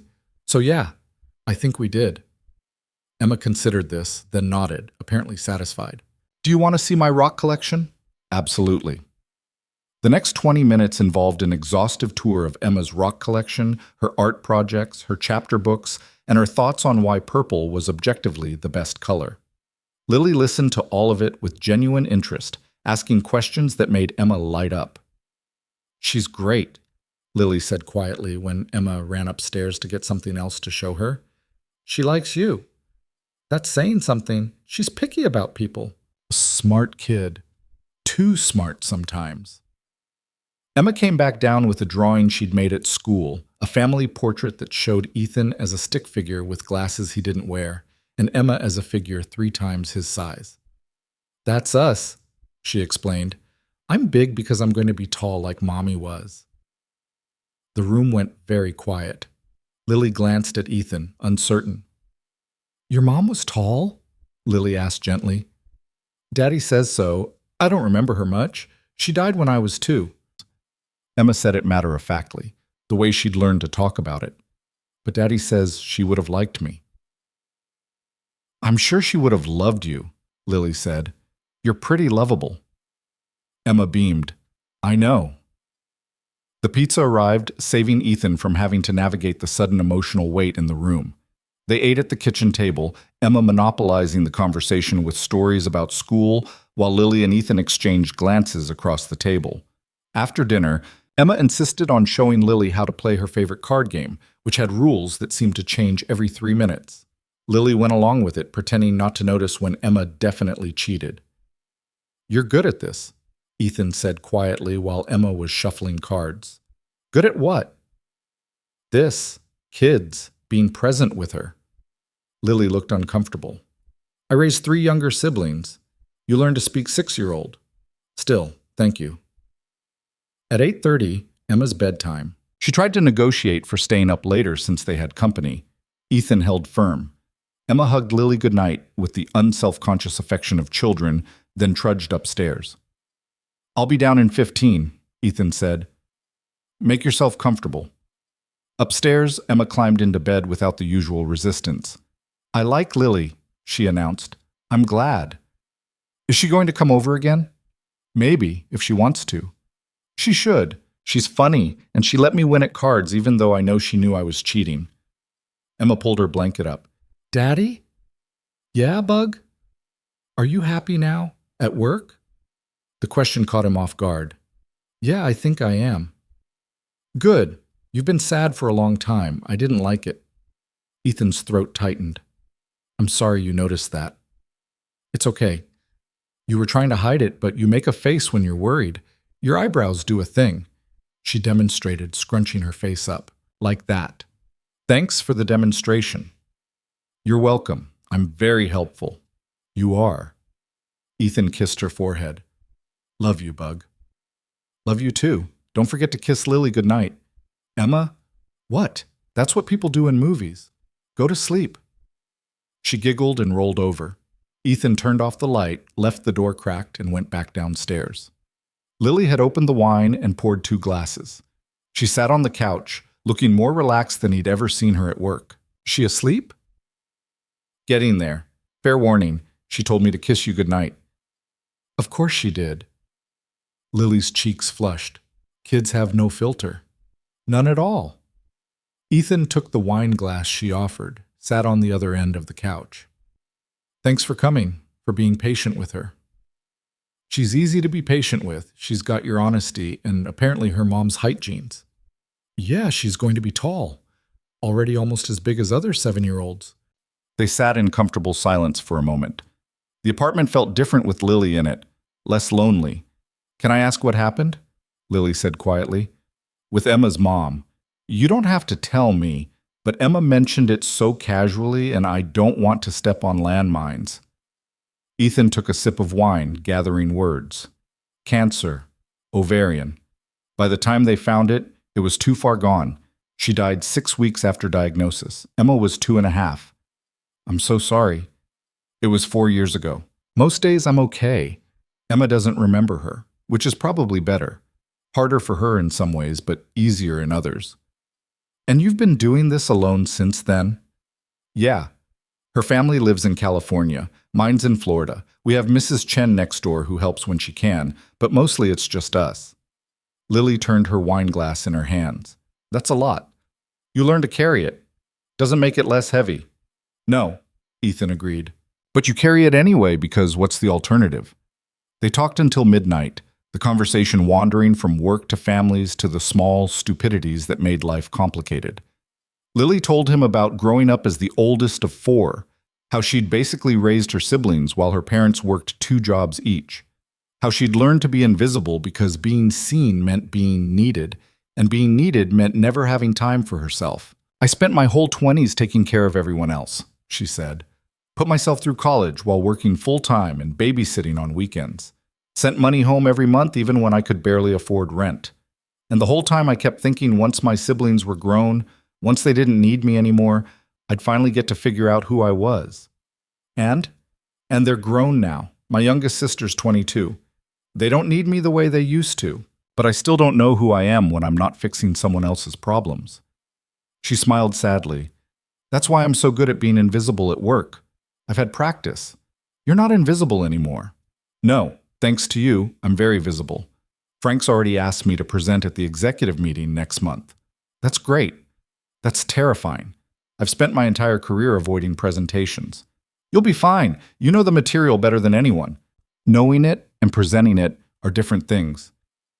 She set down her wine glass. What if I freeze? What if I stammer through the whole thing and prove everyone right that I'm just a junior analyst who got lucky? Then you stammer through it and do better next time.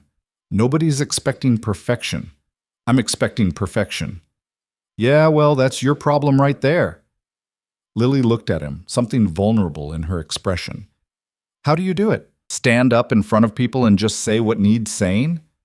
I pretend I'm talking to Emma. She's the toughest audience I know.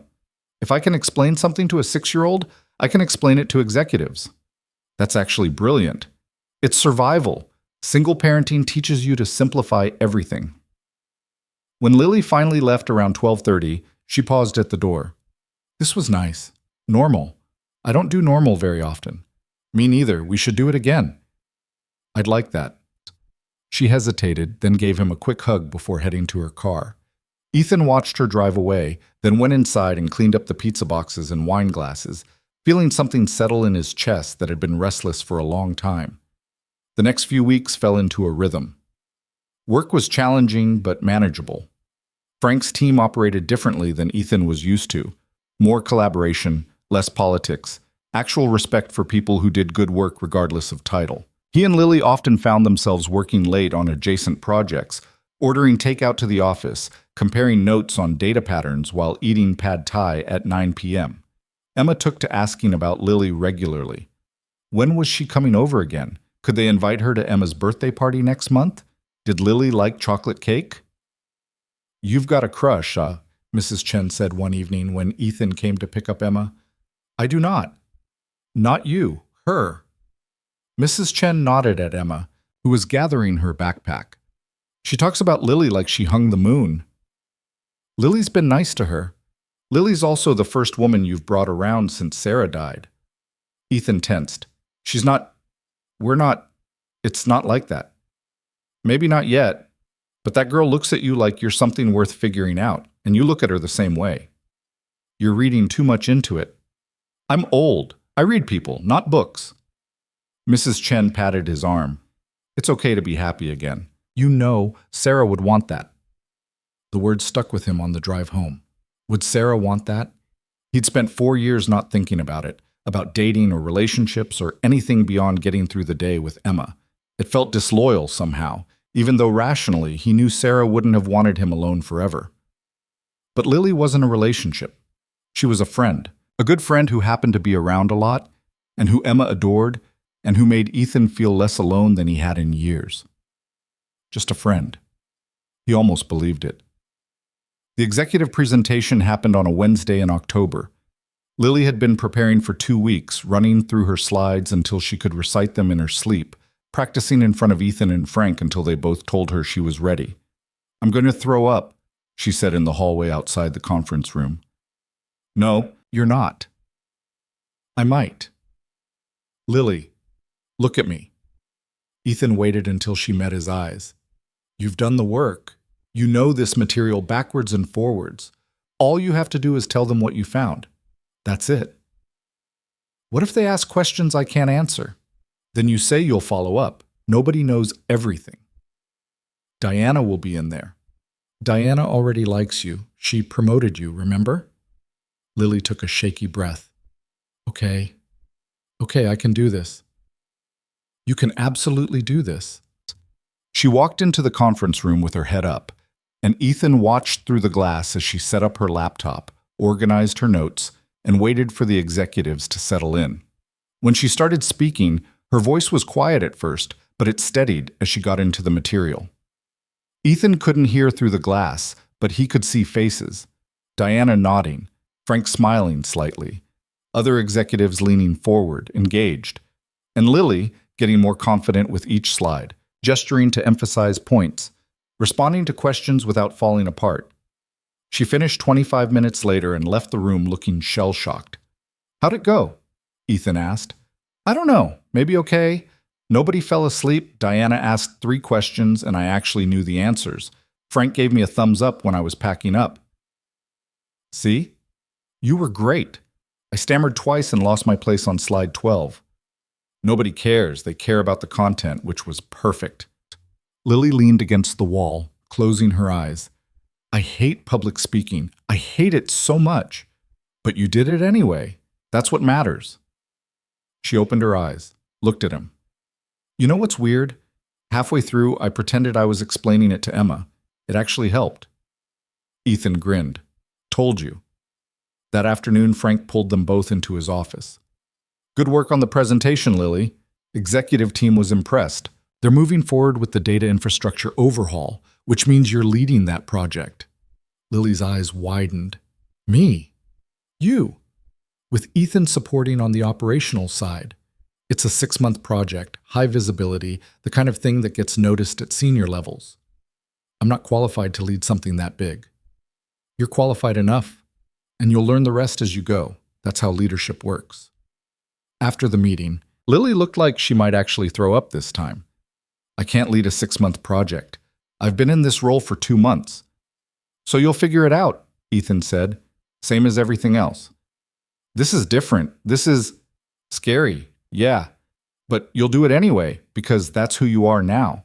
The person who does hard things even when they're terrifying. She looked at him for a long moment. When did you become so annoyingly optimistic? When I met someone who needed to hear it. October turned into November. Emma's birthday came with a party at the park that included 12 6-year-olds hopped up on Sugar and Lily, who showed up with a present Emma loved, a rock tumbling kit for making her collection even better. You didn't have to get her anything, Ethan said while Emma tore into wrapping paper with her friends. I wanted to. She's a good kid. She is. Thanks to you, partly. She's been more confident lately, standing up for herself more. I think having another adult around who treats her like a person instead of just a kid helps. I like her. She's funny and honest, and she doesn't perform the way a lot of kids do. What you see is what you get. She learned that from her mom. Sarah was the same way. No filter, no pretense. Ethan watched Emma across the park, laughing with her friends. I worry sometimes I'm not giving her enough. No mom, no siblings, just me struggling through. You're giving her everything that matters. Love, stability, someone who shows up every single day. That's more than a lot of kids get. The party wound down around 4. Parents collected sugar-crashed children. Emma sat on the grass, surrounded by wrapping paper and presents, grinning like she'd won the lottery. "Best birthday ever," she declared. "I'm glad, Bug. Can Lily come to every birthday?" "We'll see." "That means yes, right?" "That means we'll see." Emma rolled her eyes with the exasperation of someone much older. Grown-ups are so weird. That night, after Emma was asleep, Ethan and Lily sat on the porch with the last of the birthday cake, watching the neighborhood settle into darkness. "She called me her friend today," Lily said quietly. "Introduced me to the other kids as her and her dad's friend." "You are her friend." "I know, it just felt nice, being included like that." She picked at the frosting. "I haven't had a lot of people who included me in things. I was always too busy or too tired or too focused on keeping my head down. And now? Now I'm still busy and tired, but I'm trying to show up, trying to let people see me." She looked at him. "That's your fault, you know. You wouldn't let me hide." "Good. Hiding's overrated," says the man who spent 5 years keeping his head down until you finally snapped. Fair point. They sat in comfortable silence. Somewhere down the street, a dog barked. A car drove past, headlights sweeping across the porch. The world kept moving, oblivious to the small, profound moment happening on this particular front step. "Ethan?" Lily's voice was quiet. "Yeah?" "This thing we're doing, the friendship, the working together, the dinners with Emma. What is it?" He'd been wondering the same thing for weeks. "I don't know. What do you want it to be?" "I don't know either. I haven't done this in a long time. The whole letting someone in thing." "Me neither. So we're both terrible at this." "Seems like it." Lily laughed softly. "Great. 2 emotionally unavailable people stumbling through something neither of them knows how to name. This'll end well." "Could." Ethan looked at her, really looked, at the way she'd relaxed over the past 2 months, the confidence that was starting to show through the careful invisibility, the way she smiled more easily now. "Or we could just keep doing what we're doing. No pressure, no expectations, just showing up and seeing what happens." "That's terrifyingly vague." "Yeah, but it's honest." She considered that. "Okay, we'll keep showing up, see what happens." "Okay." Neither of them moved. The moment stretched, full of possibility and uncertainty and all the messy, complicated feelings that came with letting someone matter. "I should go," Lily said eventually. "It's late." "Yeah." She stood, gathered her things. Ethan walked her to her car. She paused with her hand on the door handle. "Thank you," she said. "For today. For Emma. For not making this weird." "Right back at you." She smiled, got in the car, drove away. Ethan watched until her taillights disappeared, then went inside to an apartment that felt less empty than it used to. December came with early darkness and holiday pressure. Frank's team was deep in the data infrastructure project, racing to hit year-end milestones. Lily worked late most nights, and Ethan found himself doing the same, coordinating resources and troubleshooting problems. Emma complained about Daddy being tired all the time. Mrs. Chen made pointed comments about work-life balance. Ethan promised himself he'd slow down after the holidays. 2 weeks before Christmas, Diana called an all-hands meeting. The entire company crammed into the main conference hall, speculation running wild about layoffs or restructuring or some other corporate nightmare. Diana stood at the podium looking serious. "I want to address some concerns that have been circulating. Yes, we discovered significant data integrity issues earlier this year. Yes, we had to make leadership changes as a result. But I want to be clear about what happened and how we're moving forward." She outlined the retention data problem, careful not to name names, but making it clear there had been both negligence and misconduct. Thanks to employees who had the courage to raise concerns, we caught this before it caused serious damage. We've implemented new verification processes, expanded our data integrity team, and committed to a culture where questioning questionable information is rewarded, not punished. The room was silent. I also want to recognize two people specifically. Ethan Cole and Lily Harper were the ones who found the problem and brought it forward, knowing it could cost them their careers. That kind of integrity is what we should aspire to. Diana looked directly at them. Thank you both. You made this company better. The applause was scattered at first, then genuine. People turned to look at Ethan and Lily sitting in different sections of the room. Lily had gone pale. Ethan felt his face flush. After the meeting, people stopped them in the hallway. Colleagues, Ethan barely knew, shaking his hand, thanking him for speaking up. Someone from marketing telling Lily she was inspiring. It was overwhelming and uncomfortable and deeply strange. I hate this, Lily said when they finally escaped to the stairwell. Everyone's looking at me. Yeah, it's weird. I don't want to be the poster child for integrity. I just wanted to fix a problem. Too late. You're a hero now. She groaned. I'm going to throw up. You always say that. This time, I mean it. But she didn't throw up. She went back to her desk, back to work, back to being the person who showed up even when it was uncomfortable. And slowly, over the following days, the attention faded and things returned to something like normal. Christmas came with Emma's excitement reaching fever pitch. She made lists, changed her mind 12 times about what she wanted, insisted on decorating cookies that were mostly frosting and sprinkles. Can we invite Lily for Christmas? Emma asked while they were putting up the tree. She probably has plans with her family. We should ask anyway. Bug, please, I want her to see our tree and eat cookies and do Christmas stuff. Ethan texted Lily. Emma wants to know if you'd like to come over for Christmas. No pressure. She's very insistent, but I promise you can say no. Lily's response came 10 minutes later. I'd love to. My family's doing their thing in Ohio, and I wasn't planning to fly out. What should I bring? Just yourself. And maybe patience for 6-year-old excitement. I have infinite patience for Emma. Christmas Eve, Lily showed up with presents wrapped in purple paper that made Emma gasp with delight. They made hot chocolate, watched holiday movies Emma had seen a dozen times, and ate too many cookies.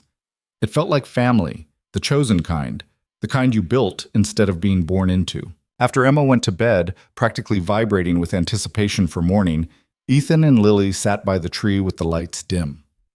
This was nice, Lily said. I haven't had a real Christmas in years. My family's celebrations are always chaos, loud and crowded, and everyone talking over each other. This was peaceful. Peaceful is relative. Wait till tomorrow when Emma tears through presents like a tornado. I'm looking forward to it. Ethan looked at her, illuminated by tree lights, and felt something shift in his chest. I'm glad you're here. Me too. Lily, yeah? He wasn't sure what he'd been about to say. Something about how much she'd come to matter, about how the last few months had changed things in ways he was still figuring out. But the words felt too big, too uncertain. Nothing, just, I'm glad. She smiled. Me too.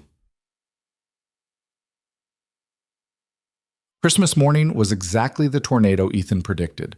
Emma woke them both at 6 a.m., dragging Lily down to the tree with the same enthusiasm she showed Ethan.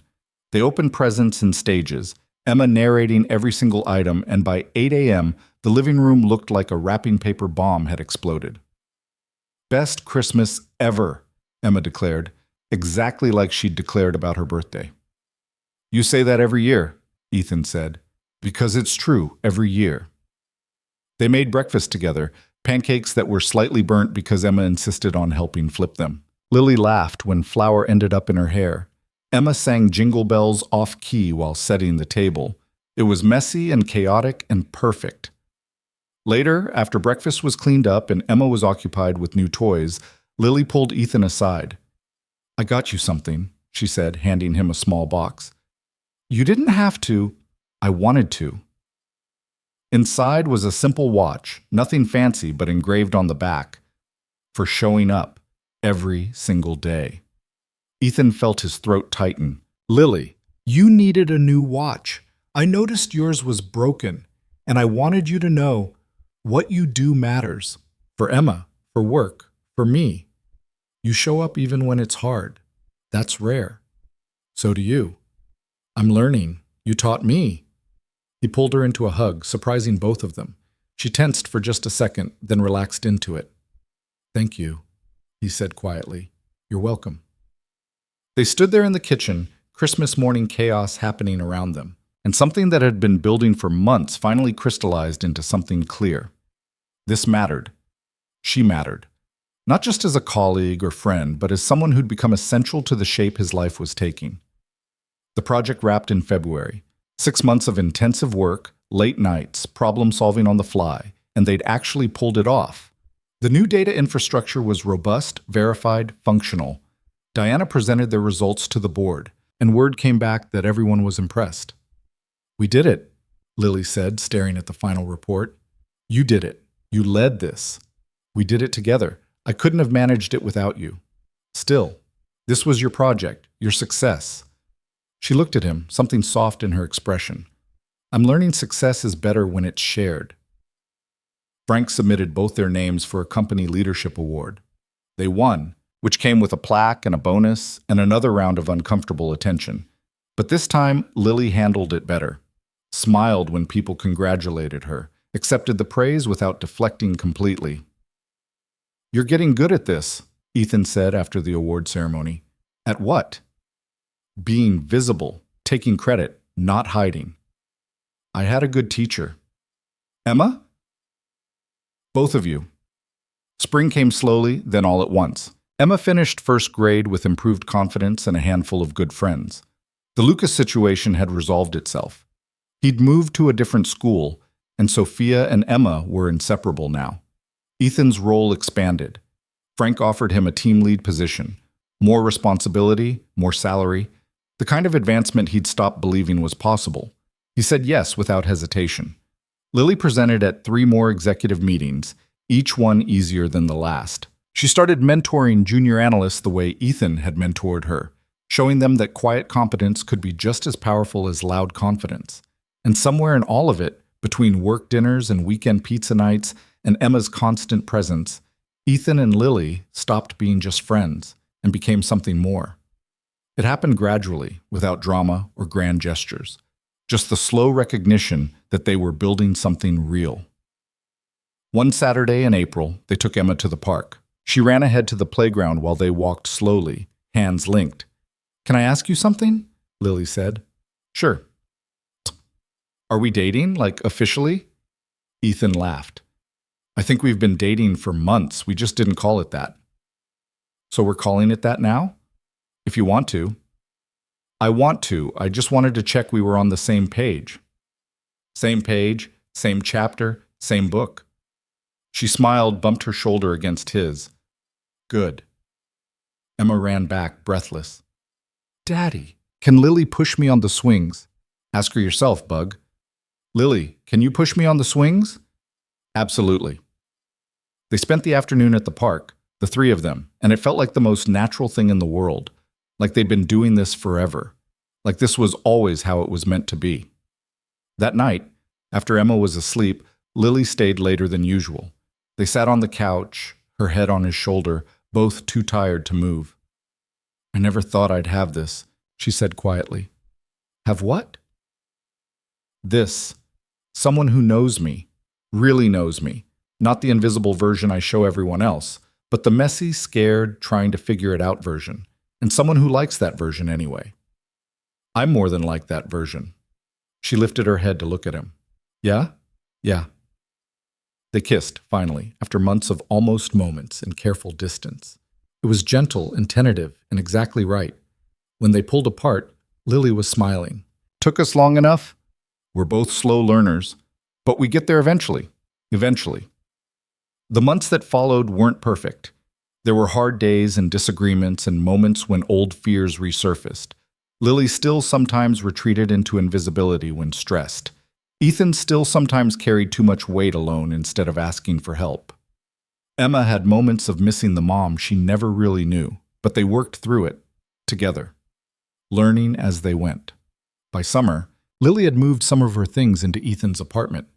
Not everything. She kept her own place, said she needed the option of space when things got overwhelming, but enough that Emma started calling it our place instead of just home. Emma turned 7 with another party, Another round of sugar-crashed kids. Another year of growing up. She'd shot up 3 inches, was reading chapter books on her own, had opinions about everything. "You're getting so big," Lily said, watching her run around the park with friends. "Too big," Ethan said. "I want her to stay 6 forever." "No, you don't. 6-year-old Emma asked 40 questions a day. 7-year-old Emma only asked 30. Fair point. They stood together, watching Emma live her bright, loud life, and Ethan felt something settle in his chest that had been restless for years. This was enough. This right here. The small moments that added up to a life worth living. That night, after the party was cleaned up and Emma was asleep, Ethan found Lily sitting on the porch. "You okay?" he asked. "Yeah, just thinking." About? About how different things are now. A year ago I was invisible, living in my own head, avoiding anything that might require me to be seen. And now I'm here, part of this family, part of something real. She looked at him. "It's terrifying." "Good terrifying or bad terrifying?" "Both, but mostly good." Ethan sat beside her, took her hand. "For what it's worth, I'm glad you're here. Emma's glad you're here, and I think even Mrs. Chen is glad you're here, which is saying something because she's suspicious of everyone." Lily laughed. "Mrs. Chen interrogated me last week about my intentions." "She what?" "Asked if I was serious about you and Emma, or if I was just passing through. I told her I was serious. She said good, because Emma needed stability, and you needed someone who wouldn't put up with your nonsense." "She's not wrong. She's incredibly right." They sat in comfortable silence, the summer night warm around them. Somewhere down the street, music played. A couple walked past laughing about something. The world kept turning, indifferent and beautiful. "Ethan?" Lily's voice was quiet. "Yeah?" "Thank you for not letting me hide, for making me stand up in that meeting, for pushing me to present, for all of it. I wouldn't be here without you. You would have gotten here eventually. I just gave you a deadline. Still, thank you. Thank you for doing the work even when nobody asked you to, for having my back when I needed it most, for showing Emma what it looks like when someone's brave even when they're scared. We make a good team. Yeah, we really do." The summer stretched into fall. Work continued, challenging but rewarding. Emma started 2nd grade with the same bright enthusiasm she brought to everything. Lily's family finally met Ethan and Emma over Thanksgiving, and while it was chaotic and loud and occasionally overwhelming, it went well enough that Emma asked when they could visit again. December came with holiday preparations and Emma's insistence that they get an even bigger tree this year. They decorated it together, the 3 of them, and when they were done, Lily stood back with tears in her eyes. "What's wrong?"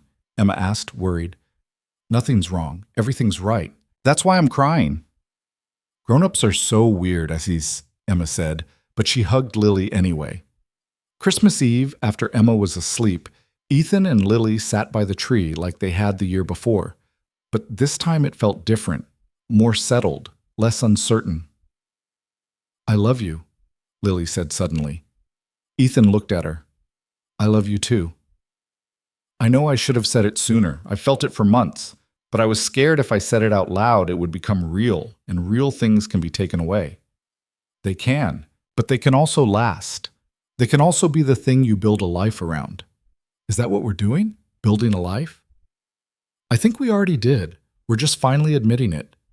She kissed him, slow and certain, and when they pulled apart, she was smiling. "Okay, let's keep building then." "Okay." New Year came with quiet celebration. No big parties, just the 3 of them, watching the countdown on TV while Emma tried to stay awake and failed spectacularly, falling asleep at 11:30. "We should carry her to bed," Lily said. "In a minute. She looks comfortable." They sat on the couch with Emma sprawled between them, the TV showing people celebrating in cities far away, and Ethan thought about the year that had passed, everything that had changed, everything they'd survived and built and chosen. A year ago, he'd been drowning, overwhelmed by single parenting, trapped in a job where speaking up meant becoming a target, too scared to do anything except keep his head down and survive. A year ago, Lily had been invisible, brilliant and capable, and completely hidden, convinced that being seen meant being used up. Now they were here, together, building something neither of them had planned but both of them needed. What are you thinking? Lily asked. That a year ago, if someone had told me this is where I'd be, I wouldn't have believed them. Good different or bad different? The best different. She leaned her head on his shoulder. Yeah, same. The countdown reached midnight. Fireworks exploded on the TV screen. Emma stirred but didn't wake. And Ethan kissed Lily like it was the start of something instead of just another day, because maybe it was both. The next morning, Emma woke them up early, full of energy despite only 6 hours of sleep. It's a new year, she announced. We should make resolutions. What kind of resolutions, Ethan asked, still half asleep. I'm going to read 50 books and learn to whistle and be nicer to Lucas even though he moved away, and I don't see him anymore, but Daddy says it's the principle that counts. That's a good list, Bug. What are your resolutions? Ethan looked at Lily. She looked back. Something passed between them, understanding without words. I think my resolution, Ethan said slowly, is to keep showing up for you, for Lily, for work, even when it's hard. That's boring, Emma said. What about you, Lily? Mine's to stop hiding, to keep being brave even when I'm scared. That's better. Not great, but better. Emma climbed onto the bed between them. Can my other resolution be that we all stay together forever? That's not really how resolutions work, Ethan said. Why not? Because resolutions are things you do, not things you want. Then my resolution is to make sure we stay together forever. I'll do stuff to make it happen. Like what? I'll be really good so you don't get stressed, and I'll help Lily not be scared, and I'll make sure we have family time every week. Emma looked between them seriously. We're a family, right? Ethan's throat tightened. Yeah, Bug, we're a family. Good. Then that's my resolution, taking care of our family. She said it so simply, so certainly, like it was the most obvious thing in the world. And maybe it was. They spent the morning making breakfast together, Emma talking nonstop about her plans for the year, while Lily and Ethan exchanged glances over her head. Later, they went for a walk in the cold January air, Emma running ahead while they followed slowly. She called us a family, Lily said quietly. Yeah. That's big. Yeah. How do you feel about it? Ethan watched Emma jump over a crack in the sidewalk, heard her laugh when she almost tripped. I feel like she's right. This is a family. Maybe not the traditional kind, maybe not the one I imagined 5 years ago, but it's ours, and it's real. I've never been part of a family that chose me before, Lily said. My family needed me, used me, but they never chose me just for being me. We choose you, both of us, every day. She took his hand. I choose you too, both of you. They walked home together, the three of them, and it felt like the beginning of something that had actually been building for over a year. Not perfect, not without challenges, but real and honest and worth the work. Because that's what Ethan had learned, that doing the right thing didn't always lead to good outcomes, that standing up for yourself could cost you, that fairness was a myth, and the world didn't reward virtue the way children's stories promised. But he'd also learned that sometimes you stood up anyway. Sometimes you did the hard thing even when it scared you. Sometimes you let people see you, really see you, and trusted they wouldn't use it against you. And sometimes, if you were very lucky, you found people who stood beside you, who saw your mess and your fear and your trying so hard, and decided you were worth staying for. Emma had taught him that you could be small and still be brave. Lily had taught him that invisible didn't mean powerless, and together they'd all learned that family was something you built, day by day, choice by choice, showing up even when it was hard. The world kept being complicated. Work kept being challenging. Emma kept growing up too fast. Lily still sometimes retreated when things got overwhelming. Ethan still sometimes carried weight he should have shared. But they had each other. And they had this, a life they were building together, imperfect and messy and real. That evening, after dinner, Emma asked to watch a movie. They settled on the couch, Emma between them like always, and halfway through she fell asleep again. She's been doing that a lot lately, Lily whispered. Growth spurt. She's exhausted all the time. They let the movie finish, neither wanting to move and disturb Emma. When the credits rolled, Lily looked at Ethan across their sleeping daughter. "This is it, isn't it?" she said quietly. "This is the life we're building." "Yeah, I think it is. I like it." "Me too. Even the hard parts?" "Especially the hard parts. They're what make the good parts matter." Lily smiled. "When did you get so philosophical?" "When I met a woman who made me want to be better than I was." "Stop. You'll make me cry. You cry at everything now." "I know. It's terrible. I'm emotionally available and I hate it." Ethan laughed quietly. Emma stirred but didn't wake. And sitting there in the dimness of the living room, surrounded by the evidence of a life fully lived, Emma's scattered toys, Lily's work laptop on the table, the photos on the wall showing all the moments they'd collected, Ethan felt something he hadn't felt in years. Complete. Not perfect. Not without worries or challenges or hard days ahead, but complete. Whole. Like all the pieces that had been scattered for so long had finally found their way home. This was enough. This right here. The three of them, messy and imperfect and trying their best. This was everything that mattered. And as Ethan carried Emma to bed, tucked her in, and came back to find Lily waiting for him, he understood what he'd been too scared to believe for so long. The doing the right thing didn't always work out, but sometimes when you were very lucky, it worked out better than you ever imagined. That being seen was terrifying, but being truly known by someone who loved you anyway was worth every moment of fear, that life didn't owe you fairness. But if you kept showing up, kept trying, kept choosing courage over comfort, sometimes you built something beautiful anyway. He'd spent years just surviving, getting through each day, checking boxes and meeting expectations and never asking for more than he thought he deserved. But now he understood. This was more.